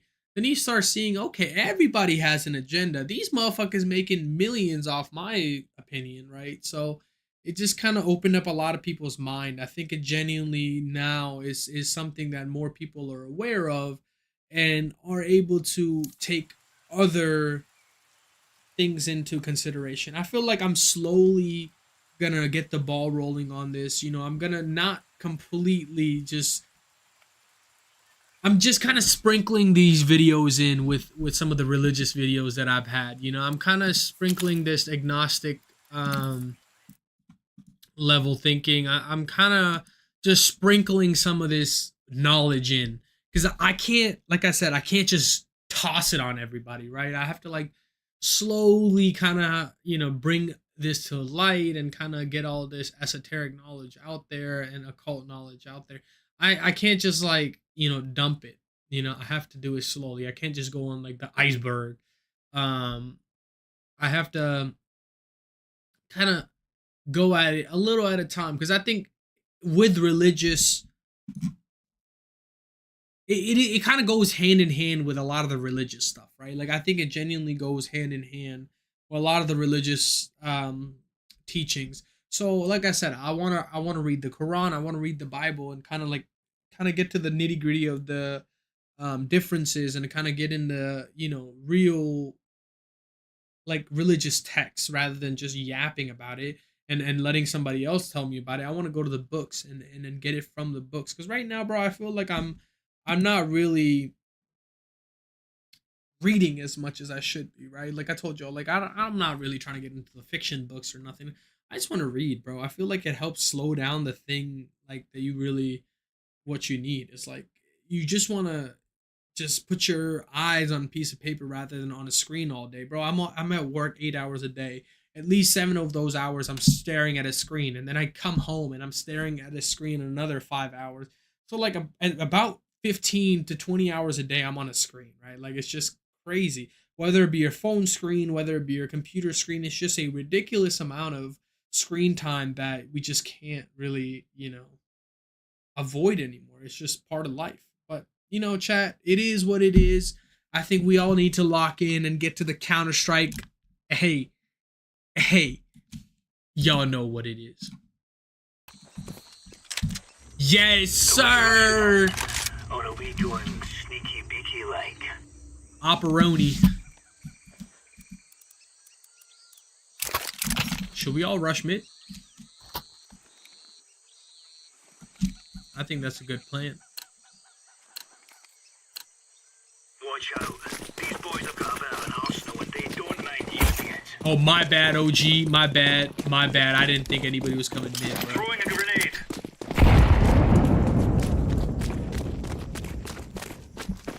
Definitely not here. Check B. They're B. Yeah, they're hella hard out, B. Oh, bruh. B plan, B. Alright, I'm coming behind him. Let's all push together. Oh, fuck. One in tons.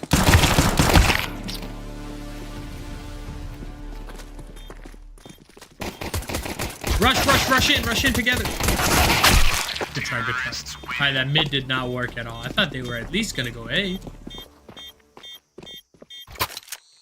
Well, you thought wrong. I just followed whoever was closest to me, and you were Damn, bro, we're playing with fucking anime bitches. Hell yeah. Yeah, we with fucking. Hey, yo! Hey, that's not very nice. Oh, bro, is dumb that? fuck. Oh, what the fuck is going on? I had to B, put B, that door in place. It's B. Is that the guy I stabbed? I thought, okay. Alright, we already got people killing each other on our team. Oh my god. Hold up.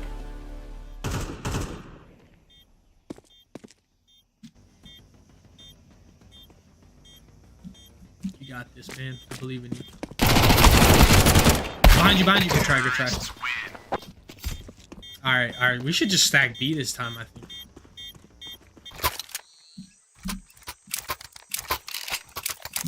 So what was the reason for him, was that just, revenge? What was going on? Because I did stab somebody first round, so I thought that was the revenge, but this motherfucker killed you. Dude, he started shooting you. I didn't think he was gonna stop. I did you a favor, man. Be happy. Damn, that's crazy, man. Incendiary. They're not B. Grenade out.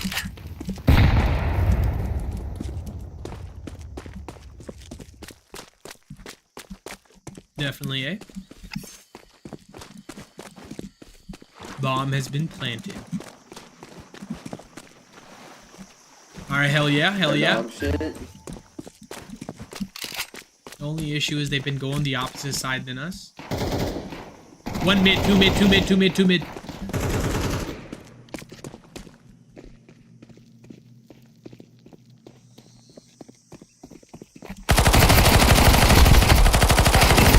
No! I'm fucking doing nothing but hitting them with rubber bullets, bruh. Bro, I suck at this game now, chat. I'm low-key dog No shit. shit, you're using Bison, bro. Makes sense. Alright, I got B. Stack A. I got B. Remember, this isn't a killing house I'll anymore. just scream. But Bison used to be good, man. There was a point in time where Biden used to be... Not Biden, I'm sorry. Bison. Grenade out.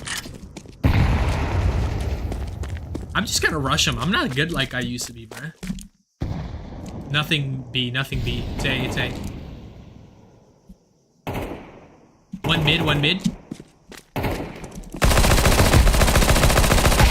Gotcha.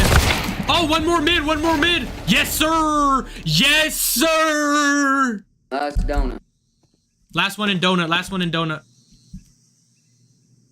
Ooh, ooh, ooh. We're playing peekaboo. He's in the middle, green. He's in the middle of donut right there. Go, go, go. All right. We got bots on our team, bro. He's coming to you. He's coming to you. A site. A site. Wrong site. Wrong site. Wrong site.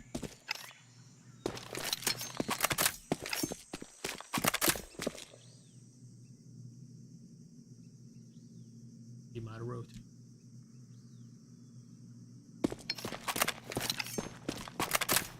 You know, for being in fucking China, you have no skins, you poor fucking bitch. Damn. It's okay, bro. We still believe in you. No, I don't. No, he's lost. Oh my god, what did I say? Always trust the Chinese! Good shit, bro.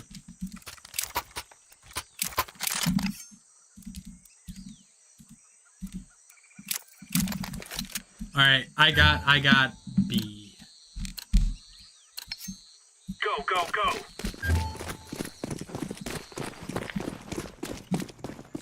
Throwing fire. Somebody go A, somebody else go A. Throwing fire.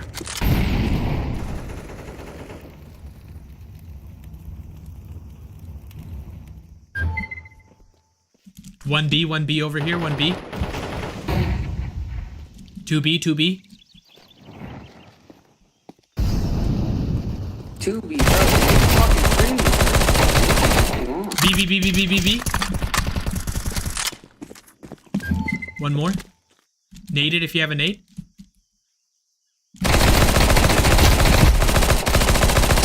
We have bomb, nades.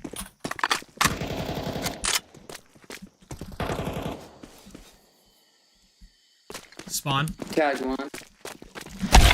Oh my god! He's coming to you. Yellow walk, yellow walk. Yes, sir! Yes, sir!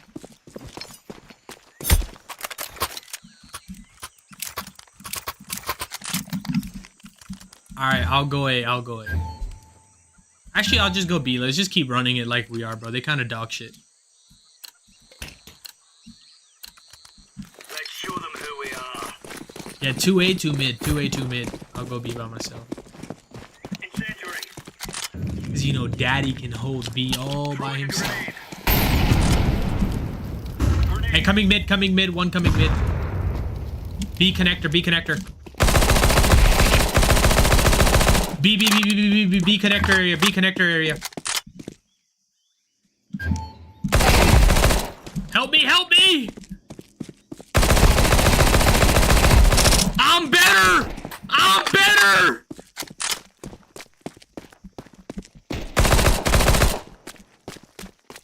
He went in B connector. No! Alright, he's on site, he's on site. He's in that cubby on site. Dude, shut up, nigger. Jesus Christ. Jesus Christ.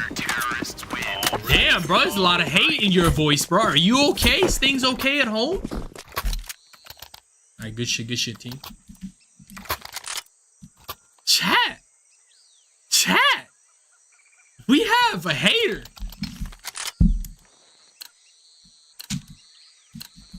Are y'all all queued up, bro? Throwing fire. Grenade. Ah, man, there is no audio. Incendiary out. Smoke. B.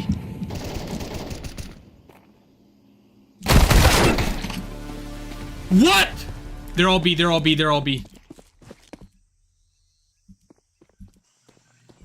B connector, B in connector. Yeah, site.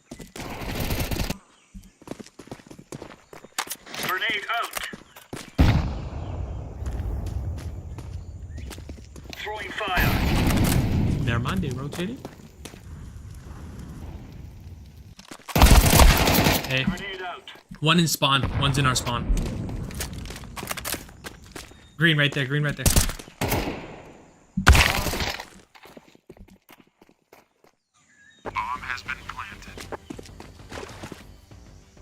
Bro, where did nobody see nobody at fucking mid? Nobody at A. What are they? What?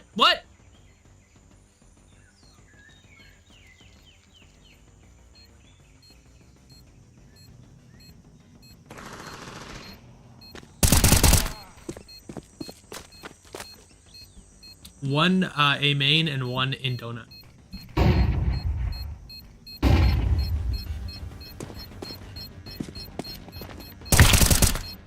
Donut, last one donut. Good try. Defusing the bomb. Terrorists win.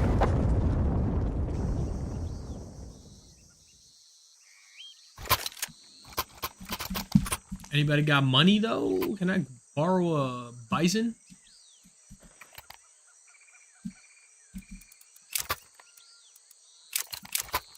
I'm gonna be a broke.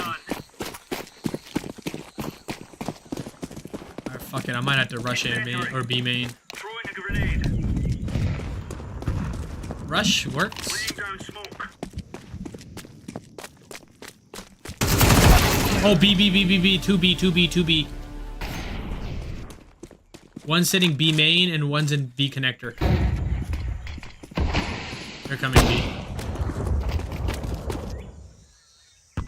Somebody hold mid.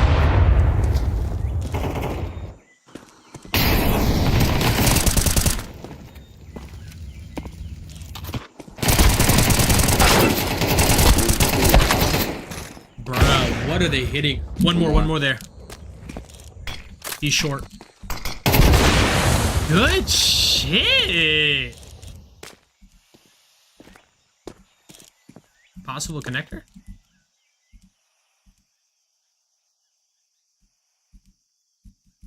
Bomb has been Oh, whoa.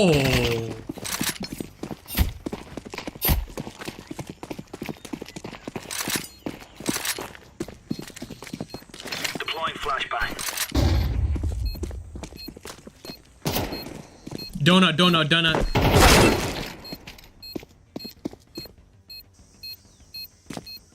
Defusing.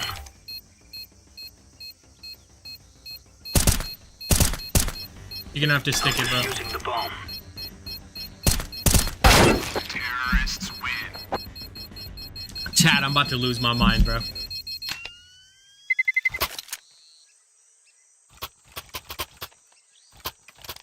How is this even a thing?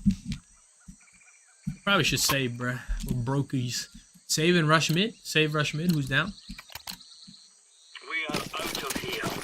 I think I'm muted, bro. I'm trying to just be a good team player, but... Grenade. Mid flashes. Ooh.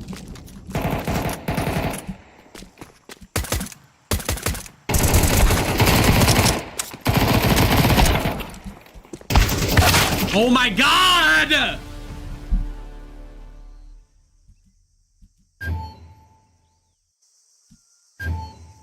I've just not been getting any kills at all, bro.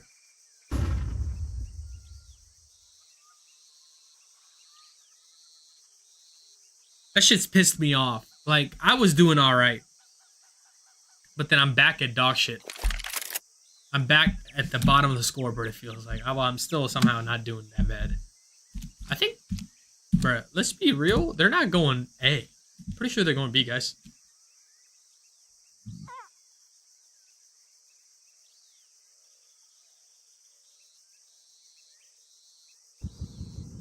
Yeah. Smoke's at A. Smoke's at A. Bomb has been planted. Alright, this is like genuinely bot behavior.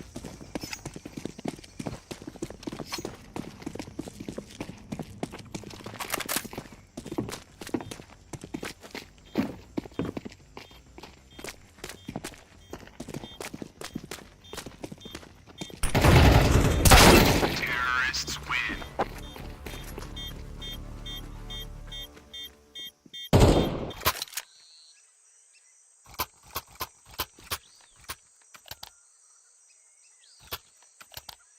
Just L after L, bro. But do I save for now? I'm just going for P90s right now. I'm not even going for good guns. Throwing smoke. Flashbang. How we letting anime bitches beat us, bro?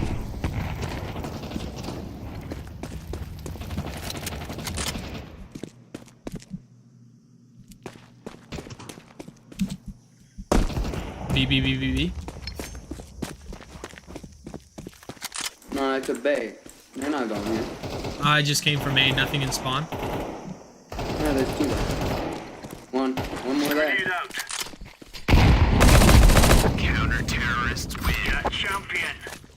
Bro, that nade landed right on his cheeks, bro. Oh, somebody's turning on their hackies. Nigger, do you have to be so gay, like, all the time? Like a retard? And do you have to not have any other vocab other than words that are... Why do you have like to have that? a 20% headshot ratio with 10 kills? And why am I still top fragging?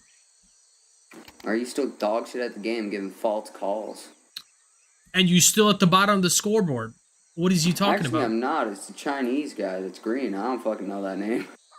Oh, wow, bro. Oh my god, bro. You guys have the same amount of kills and assists. What are you talking about? And you have more deaths. Well, what? Still have more damage. Scoreboard! Scoreboard! Start talking when you get more kills, pussy. 10 and 9. You're not that good, bro. Scoreboard! Bro, it looks kind of funny from up here, though. What's I funny? bet you got Mountain Dew What? to the right side of you, and you got a receding hairline. I promise you. Well, that's okay. But Yeah, it is For whatever okay the because I'm fuck you still just sitting said, at the dude, top of I the still don't scoreboard. know what It's the fuck you okay. just No. said. It's okay. It's okay.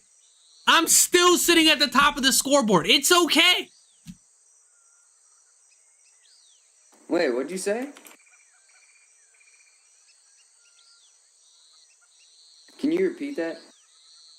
Good Yo, boy. Good boy. Paying Yo, attention to daddy. Good boy. Yo, Good Muncher. boy. Good Yo, boy. Muncher. Yo, Yeah, Muncher. listen to daddy. Good boy. Good boy. Yo, Muncher. Goo goo gaga. Goo goo gaga. Good boy. Yo, Good boy. Muncher. Yo, Muncher. I got B. Why are you mad? I mean, I can't be mad, bro. I'm at the top of the scoreboard. Throwing fire. I don't hate outside of the club when you can't even get in. Laying down smoke. Incendiary. No, that's not how the saying goes. But it's okay. Good boy. Listen to daddy. Good boy.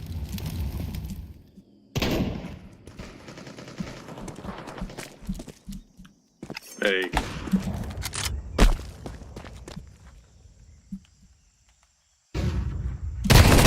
Oh my god! Hey, one sitting mid. One sitting mid. Last one mid. Last one mid. He's not coming. He's just sitting in the back. Good shit. Terrorists There win. you go. Ooh, he's getting kills now. He's getting kills now.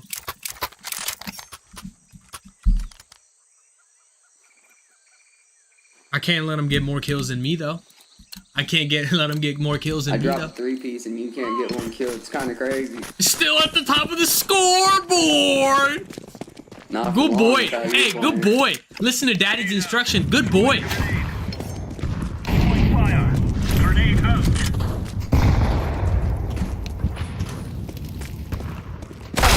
Oh! I got wrecked. B. 2B. 1 in B connector and 1 B A main. Or B main, I'm sorry.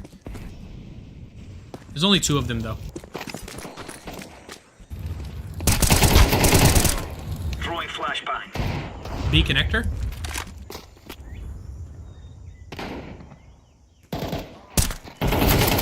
B main. Last one B main.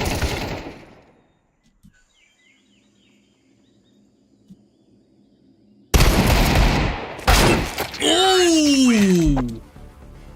See, I would have given you credit if you won that, but you might be used to choking. No more talking. Now we fight.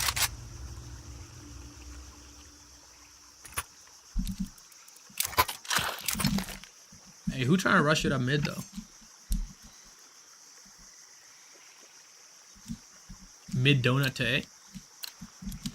I got a smoke. Let's go, let's go. He's not gonna listen to us no more. Smoke. Donut to A. Let's take. Oh, bro, that was bad smoke. Donut to A. I already think one. 1A main. 1A main. Hello, team. Alright, team. I planted the bomb. Planning for donut. Planning for donut. Bomb has been planted.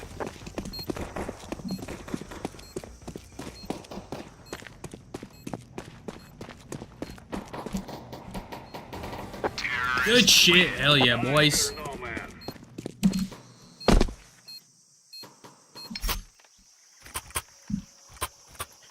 He's trying to get to the Damn, bro, you're scoreboard. negative right now. I'm Oh, good positive. boy. Look at you getting the scoreboard. Good boy. 10 and 11, bro. 10 and 11. Good boy. I want you to look Good at that. boy. Oh my god. Good. I'm so proud of you.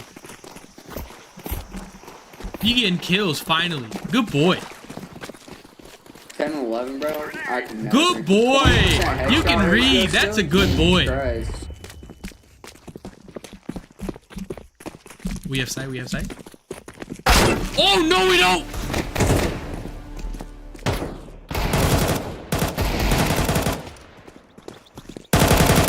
Hey, one spawn back.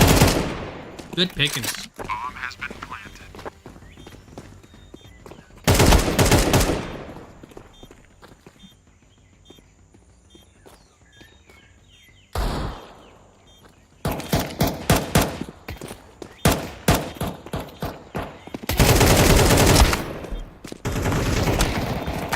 Good shit. Terrorists win. We will dance on your graves.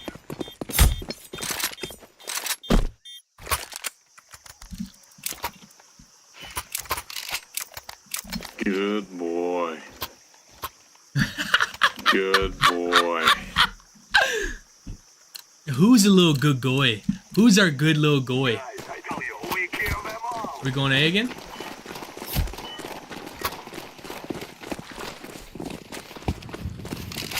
Flashbang. Hey, wait.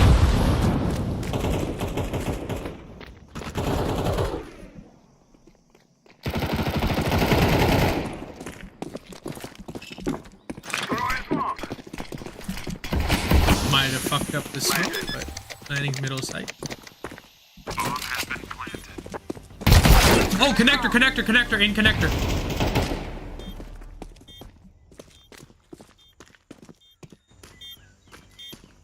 I think he's coming B main. I might be deaf, but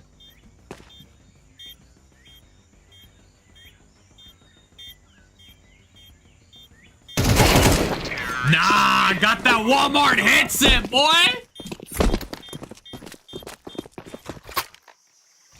Damn, bro, you're below me now. What's going on here? Are You want to doing blow me? something for I this didn't team? hear you. My bad. I had a Walmart headset. You want to blow me? What? You have a Walmart headset? You're fucking poor? No, all I heard was you want to blow No, me. you I'm just sorry. admitted to being poor, bro. It's okay. Oh, no, It's bro. okay. It's all good. It's all It's good. alright to be poor, dude. It's fine. It's fine. It's okay. You're a good boy. It's fine. It's okay. You're a good boy. I'm proud That of you. EBT food stamps really hitting, ain't it? Oh, it's okay. It's okay. Ooh, they saw me. I'm coming. Throwing fire. Hey, push on a B. They think we're going A for sure. Molotov. I got his ass, chat. I think I got his ass.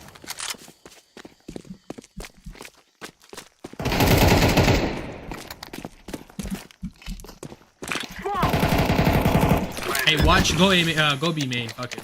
We'll plan for B. Bomb has been planted.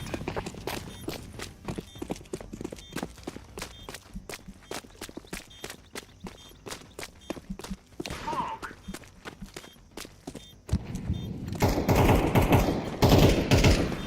Good shit. Terrorists win. You will cry like babies before you die.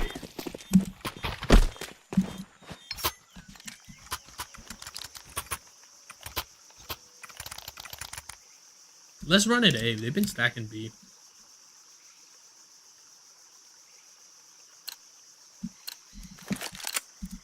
Come on, let's go.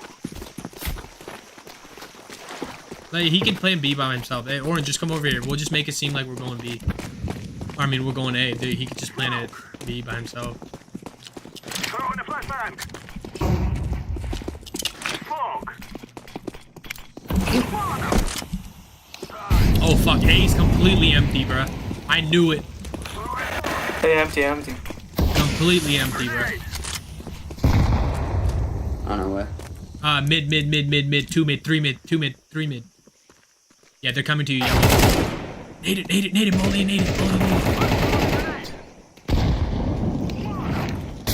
Yeah, they're coming mid. One in donut. Watch donut, Green. Watch donut. Oh, nope, he got us both.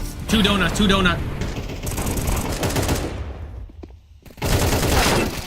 Donut.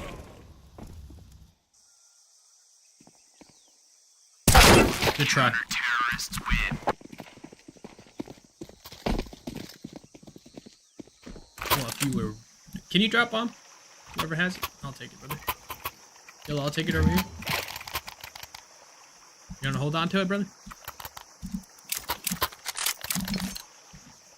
Aim, you give me that, I'll buy you a gun right now. I mean, give it to him. He fucking lost us the last round. And you're still going good. You wanna blow me, bro?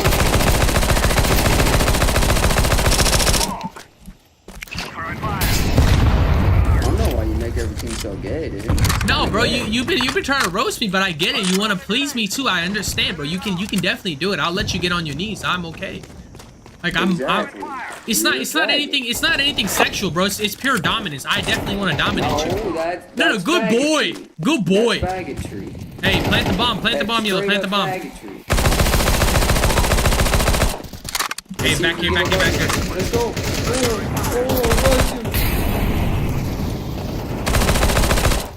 Spawn, they're in spawn. Connector, B connector.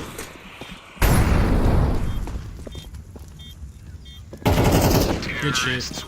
We will stop your little scout.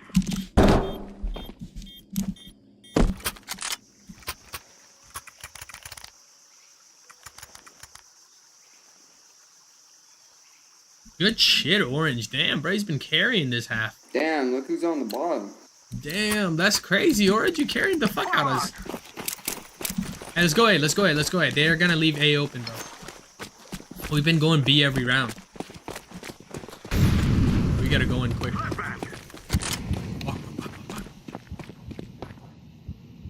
Wait for this one. They definitely heard your step, but it's okay. Go in right now? Or just wait for No, smoke? wait for the smoke. I go.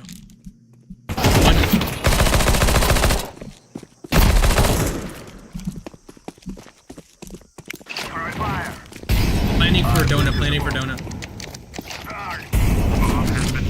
I'm going back A main. I'll hold A main.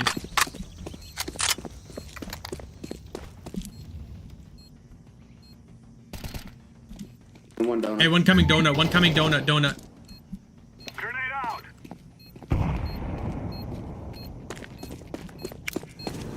Oh, spawn.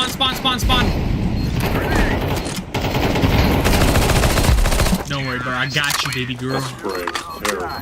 Don't worry, bro. That's why I got 50 bullets. See, now the team is united, guys. Now we're united. That's still the only way you're getting kills is with a P90, dog. It's crazy. 50 bullets. Bro, is everything okay at home, man? Like, I really genuinely want to know. I'm not even trying to be a dickhead, bro. Like, is Hey, everything at least- okay, bro?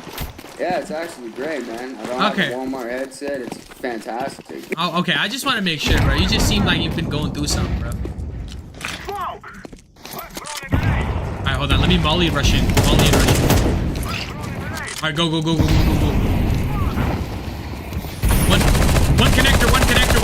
connector, one spawn.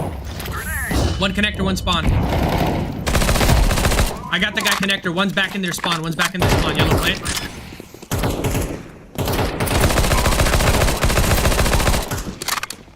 One more spawn over here. Nade it. Oh, one over here, one over. Good.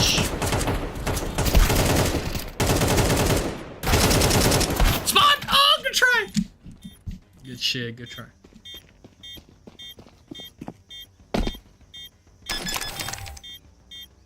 Damn, bro. So close yet so far. Fuck, it's not enough. Let's just take mid donate. Mid donate.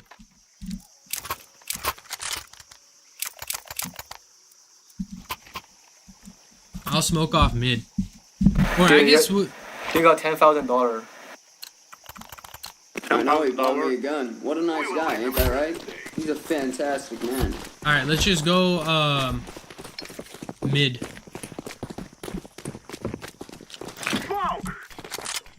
Somebody needed to buy? Alright, go. Go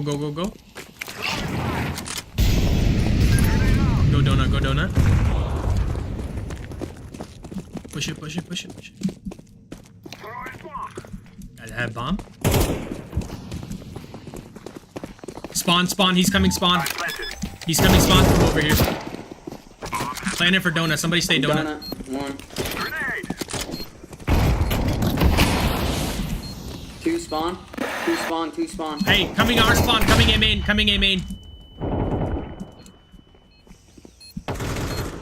One donut. Donut and A main.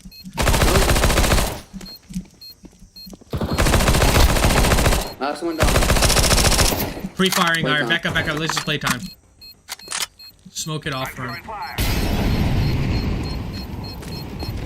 You have another molly behind you. We are going to win.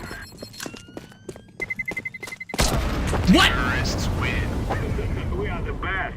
Hell yeah, boys. From fucking losing 5-0 to 12-9. What a fucking dick down.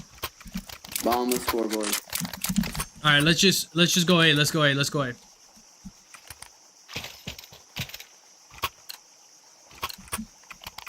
I'll make sure I end up above you. Hold on. Hey, go A. Bro, go A. They're gonna go B. They're gonna stack B, man. That's fantastic. More kills for me. Bro, nobody's at A, bruh. Bruh, come on, dude. I just win the round, I guess. Smoke. I'm planting the bomb. Throwing smoke. Grenade out.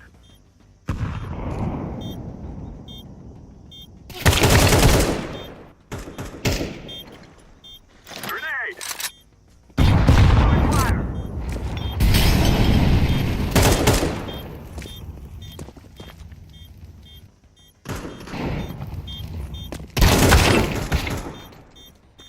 Good shit. I'm saying, good shit. GG, good shit. Bottom of the scoreboard. Aw, good boy. Boy finally had to lock in. Daddy had to scold him. Daddy had to scold him. He listened to daddy. That's what you. Aw, good boy. Good boy. Aw, still carried you last half. Aw, good boy. Good boy. Finally locked in. Good boy. Shit. Aw, good boy.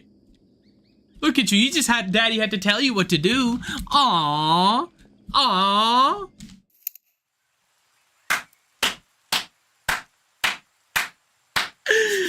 Oh. I got a goal. I did kind of end up on the bottom. I can't even lie to him, but who is this? Are these the people that I was just playing with? I don't remember if that was the last team I was playing with.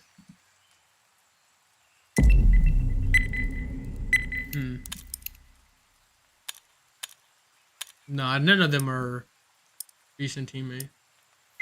Interesting. Let's roll. Bro, that was so funny, bro. I had to good boy him. I had to good boy him, bro.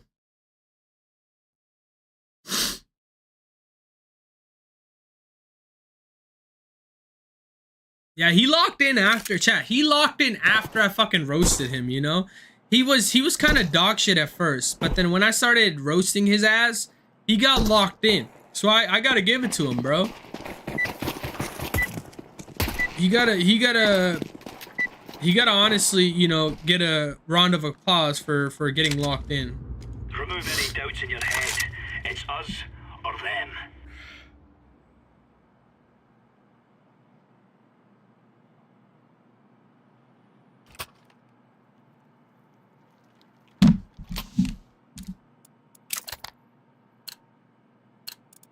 Go, go, Rush go. mid? Alright, no. I just want to make sure I don't got nobody from the last team out. Incendiary Long? I lit his ass! Alright, bro, they're lit as fuck. Long, all of them long. Come on! Come on!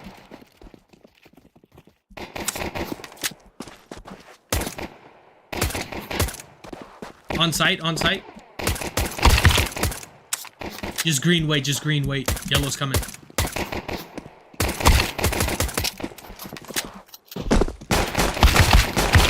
Nice shit. Last one sight, last one sight. Good shit. We're in the clear, lads. That's what we call clean up. Steve.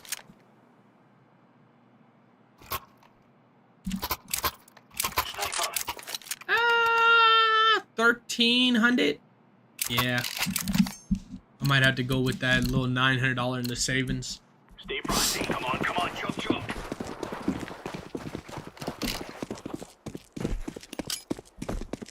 Grenade. BBB.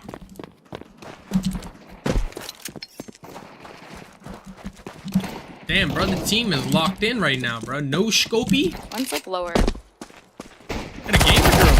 I got the lower. I got the lower. Deploying flashbang. On site, on site, on site. Nading that. Grenade out. I got his ass. Teabag him. Everybody teabag him. Alright, alright. I guess. Spray paint if you're Jewish. No. Damn, bro. Y'all some anti-Semites.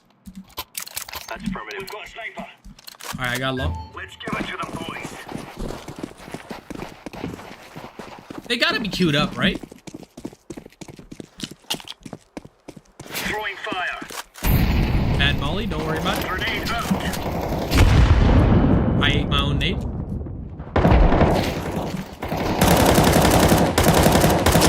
What am I hitting?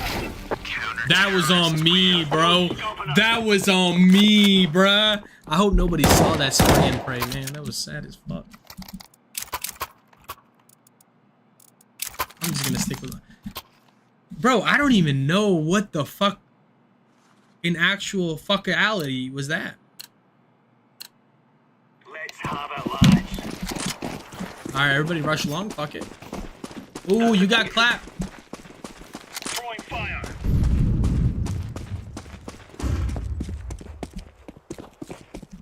Is that B? Throwing a grenade. B, B, B, B, B, B, B. Stop mid, sis.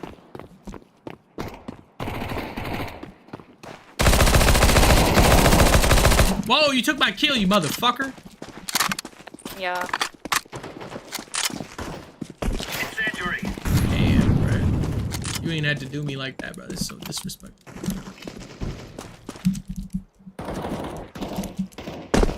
Smoke. Oh, fuck, where? Lower, Xbox. Cat. Y'all put me in a predicament. Ooh. Terrorists win. That boy got a 4K, man. Daddy's gotta whip out the op. Oh, bro, my fucking foot is numb, dude. My fucking foot is numb, dude. Move. Let's see. Throwing flashbang. Moving. Lead the way. Throwing a grenade. One up. Hey, going long, bombs long.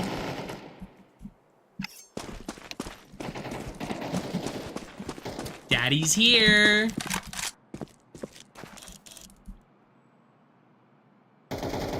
What? Who's one tapping these guys? Oh! That should have been a one tappy. They already crossed. On site. Yeah, bro. Spray and pray. Bomb has been planted.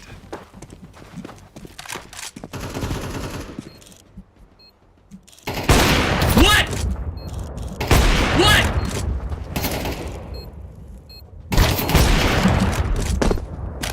Ah!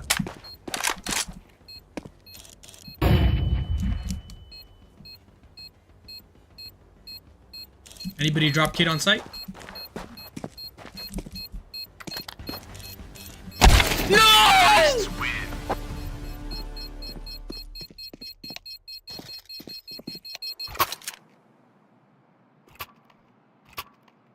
Alright, save rush mid. Nate stack mid. Now that's a no. Don't be gay about it, bro.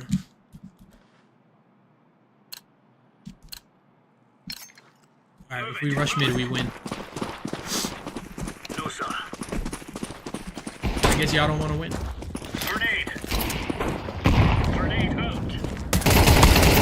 Bro, they're right there, man. We would have won that easily.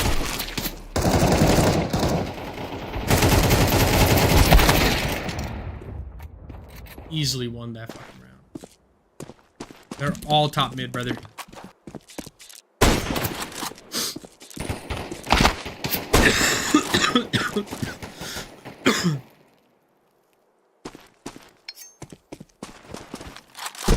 Is sitting top mid.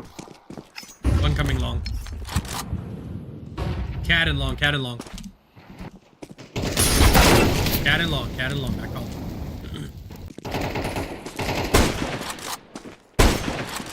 Ooh. Oh. Bomb has been planted. On site. I know you're there.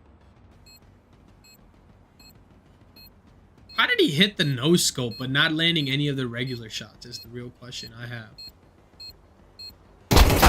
Terrorists win. And absolutely no awareness of the level of... Watch out. Sniper. I'm behind you. Okay, well. P90 fucking mid it is. Who's trying to go mid again? That's a negative. Alright, bet, let's do it. One mid. Incendiary out. Long and lower. Grenade out.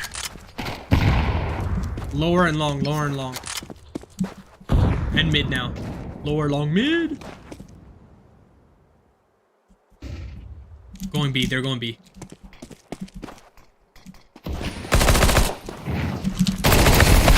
Oh my god. Bomb has been planted.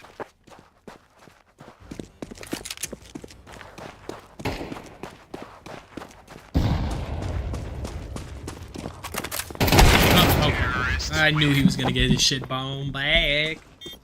This is not a good round for us, man.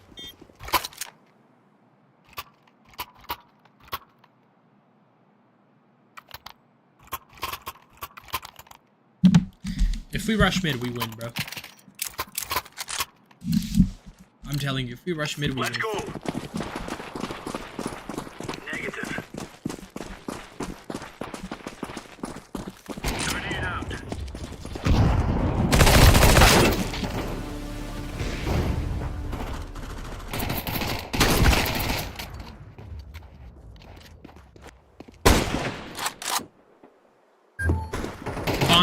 Bomb down long. He took bomb. Now he's dead.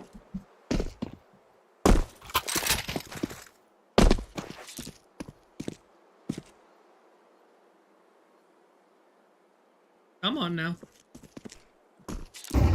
Cat.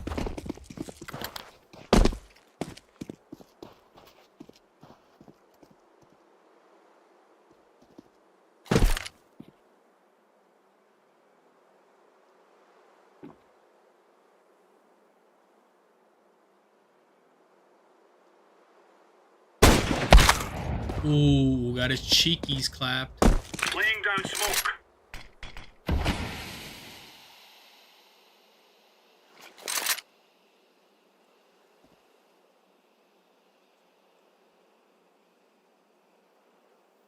If that guy's smart, he's gonna wait for the smoke, then he's gonna pop his shit. Okay, he wasn't smart. There you go.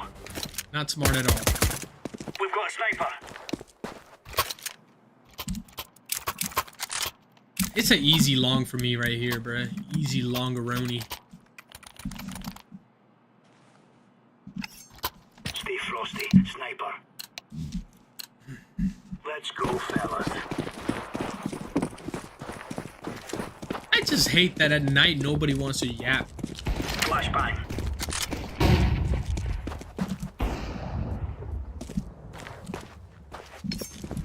Flash is Yeah, they're not coming long to go and B.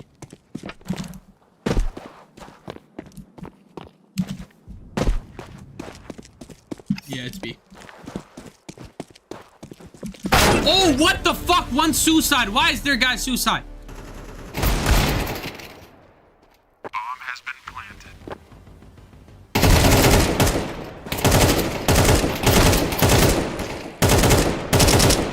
Damn. Lower?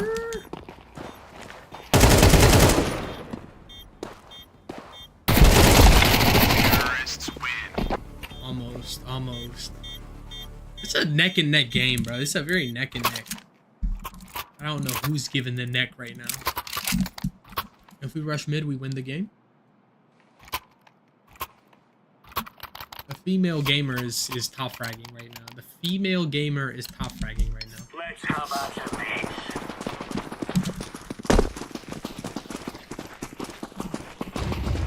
Long. Throwing a grenade.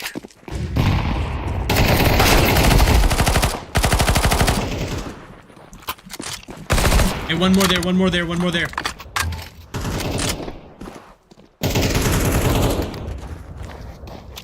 I need a gun. Or not a gun, I'm sorry. I need smoke, and I got the smoke. Ooh. Deploying Need that flashbang. boy. That was very smart of me. Stuck long. Throwing smoke. Oh my god, dude. Bomb has been planted. That was not ideal. I was thinking about going cat, but fuck it. Sniper. Move it, son. Let's move. Hey, one watching, one watching. Grenade.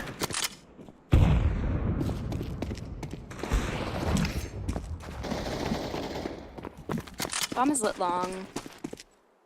One cat. What? Cat lit as fuck. Good shit. Bro, I'm dog shit this game, bro. I've been dog shit for a while, but fuck, I'm ass. Are you trying to trade off for P90, No. bro? Honestly, a good trade. No, sir. Oh shit. Got him. Lay down cover fire. They're going B, they're going B, they're going B. All B, all B, all B. Molly it, molly it, molly it.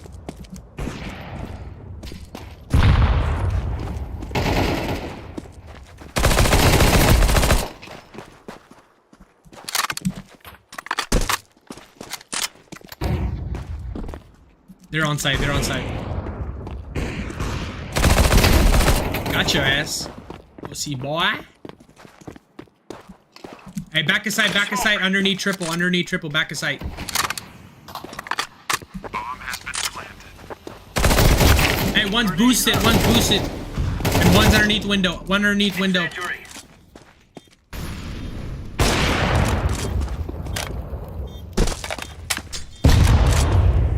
One's behind door. I think window moved. Aw, man. Terrorists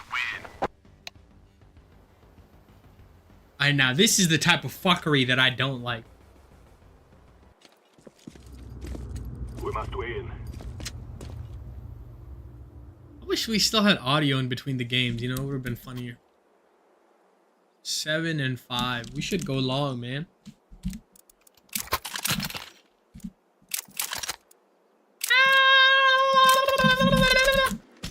This is our fight. Long? Alright, bet.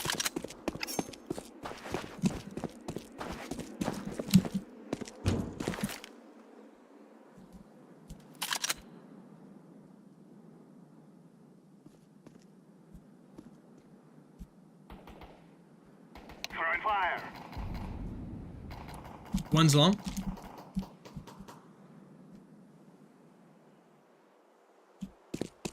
Are you on site? I'm coming. One was here, one CT. Got him! Bomb has been planted. One there. One CT.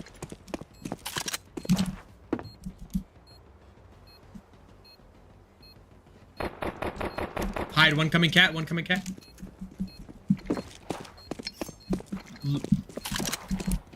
Grenade out. Oh! I'm better!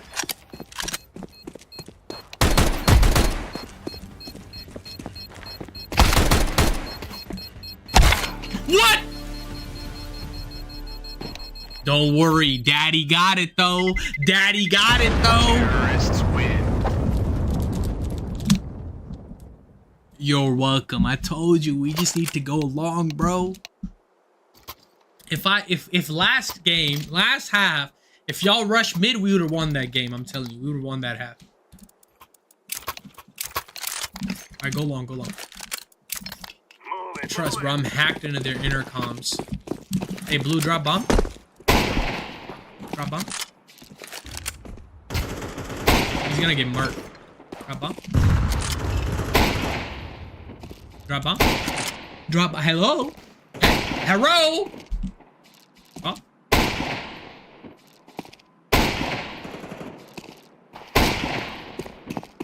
Bomb. No bomb. Bomb. Bomb. Bomb. Alright, good shot.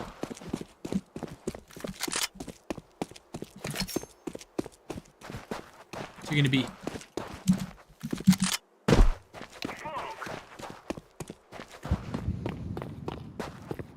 Yellow, where you at, baby girl? Alright, stay there. Stay mid. Watch mid. I'm planning for time. I'm going lower. I trust in you, baby girl.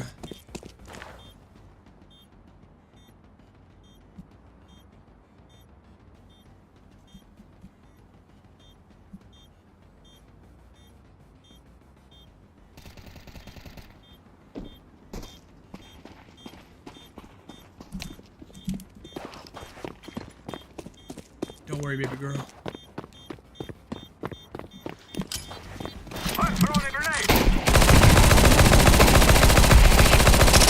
I'm better.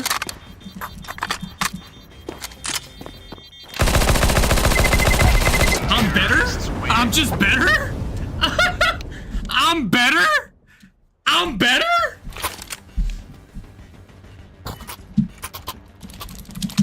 P90 better?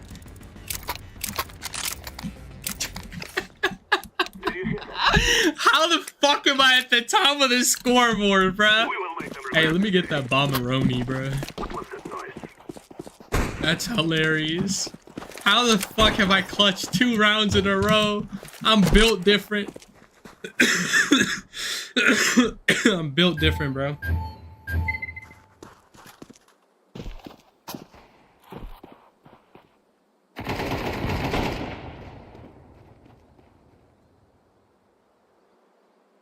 Grenade!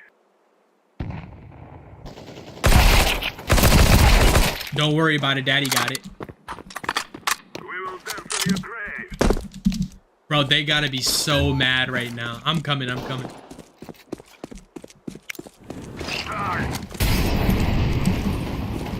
Activating the bomb. They gotta be so mad right now. I was so ass last half. Grenade!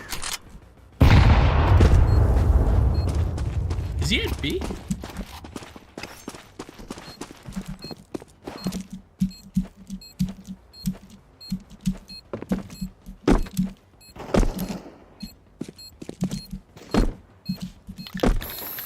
Ah, yes, ninja! Terrorists win. Bro, 7 and 8 right now with just a P90. All I need to do is just fucking keep getting the bomb and just locking in. Drop bomb for daddy.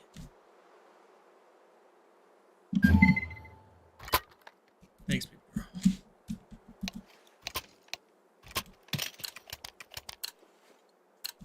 Green was locked in last half, but I guess it's my turn. I've like fucking started eating up the scoreboard. Playtime, playtime. 1B yellow.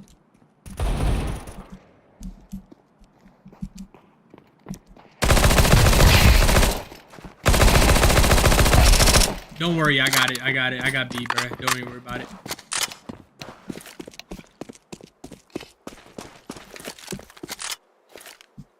I'm planted. Bomb has been planted. Good shit. Just give me the bomb and we win, bro. That's all I gotta do, man. Just give me the bomb. I got you. Right here. We should rush long, man. Double flashbang a hoe. I disagree. No. We should double flashbang a hoe long. Let's go, let's go! Oh, why you hating on the boy? I throw the flashback. Oh, damn, that's a flash. I got you, bro. Don't worry about it. I got you. Good pick, bruh. I got you with another flash. Flashback!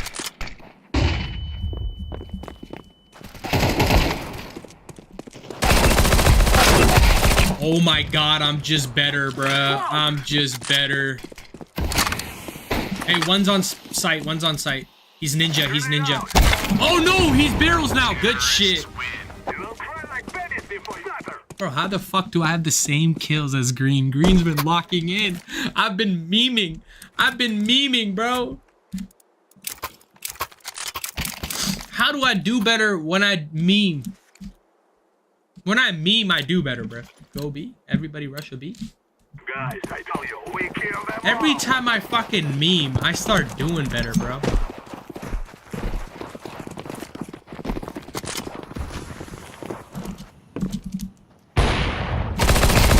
I got you, baby girls. Daddy's here for you. I'm throwing fire.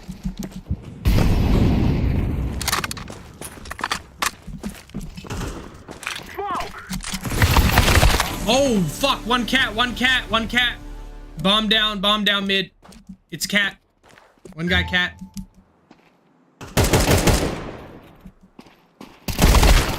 Mid and cat. Both of them are mid.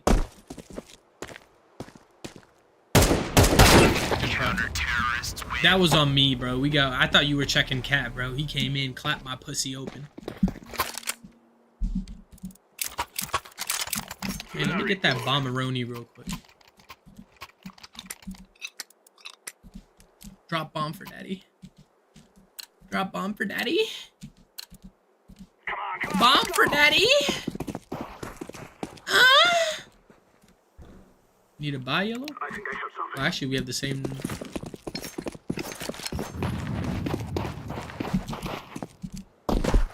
It's my time. Don't rush in yet. Why people want to? I mean, he has 5 kills, so he's like a little bit better than a bot. You got this, yellow. You want to run in? Go after the smoke. Just wait for the smoke. One's on side. Just walk.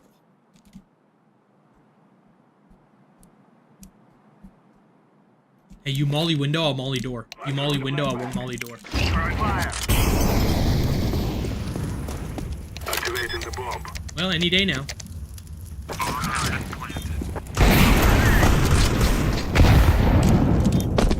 One window lit as fuck. Two window. Watch door. What?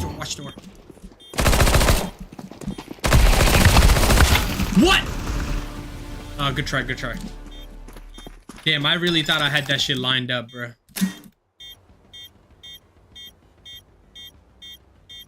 Damn, bro, why you hating on the boys so bad, you know?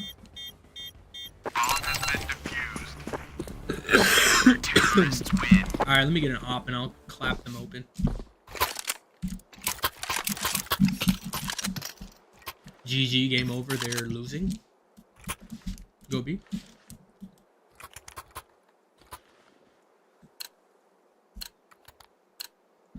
Forward.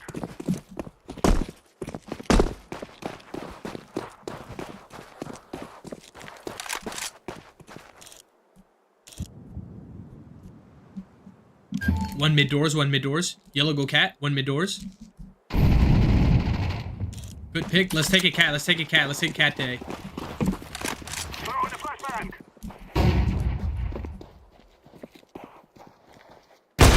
I got one mid. What? Hey, yellow go long. Lantern. Good shits. Good shit, bro. We got it. We got it locked in right here. That's what we do. Hey, yellow, you're the first one long, bro. Go. I believe in you. Just fucking get a P90 and just spray and pray, man. You got it. Just spray and pray. Flash in for long. I believe in you, brother. Throw in the flashbang.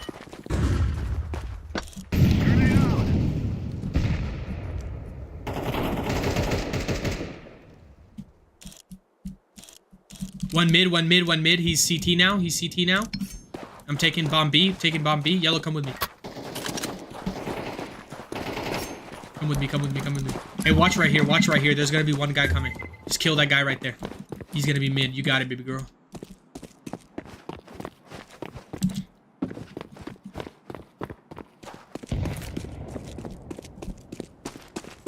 Just stay that mid door. You got it.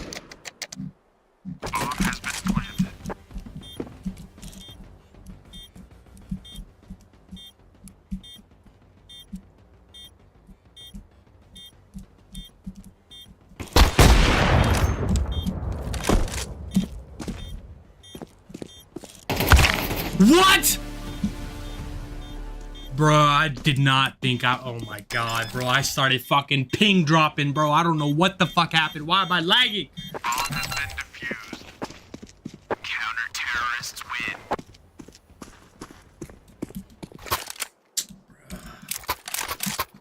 That was dumb as hell, bro. Very nice. We should just buy P90 yellow. Spray and pray, man. Hey, let's go long. Drop bomb. Sniper.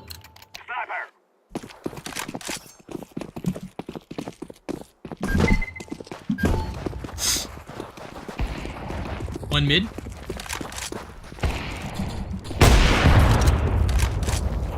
Take a cat. Orange, you got it. I'm behind you. One long dead. All right, go. One might be on site still. I'm planted. Watch out. Bomb has been planted. One cat. How did I miss those, like, easy shots? Sniper.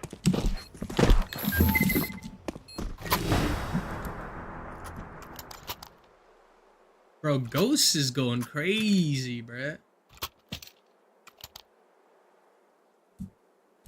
Watch out, sniper. Alright, go long. It is time now, my brothers. Double flashing long.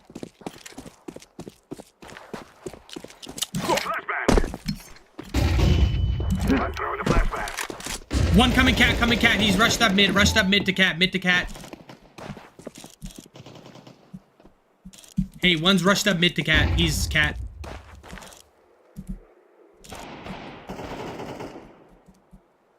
Go for picks right now. One long. Is B open?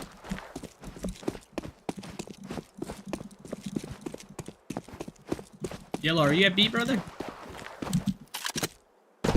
Drop Molly and come to B, bro.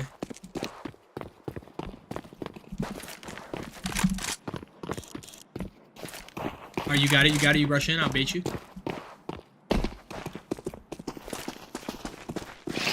Watch door. I'm planting the bomb. I'm throwing a grenade.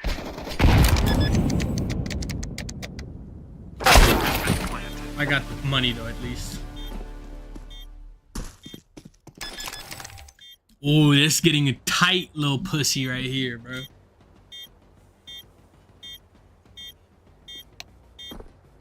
Bomb has been defused. Counter-terrorists win.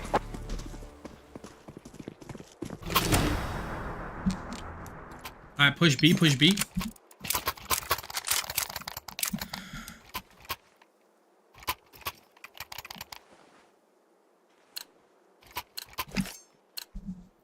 Hard B, let's go.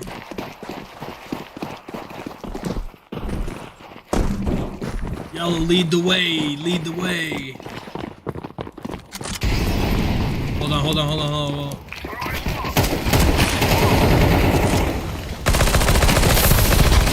They're stacked up. They're all in there. Boost, and 2 on site. One is boost and 2 are on the site.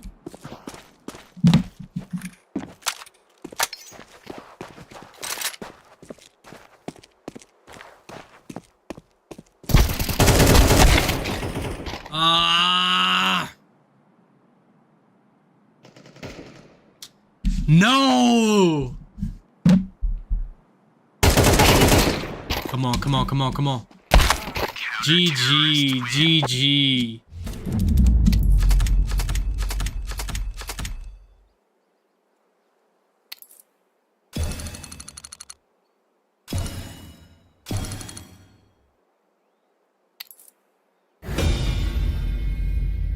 Nova 1, but dude, holy shit, Ghost was Nova 4. Holy shit.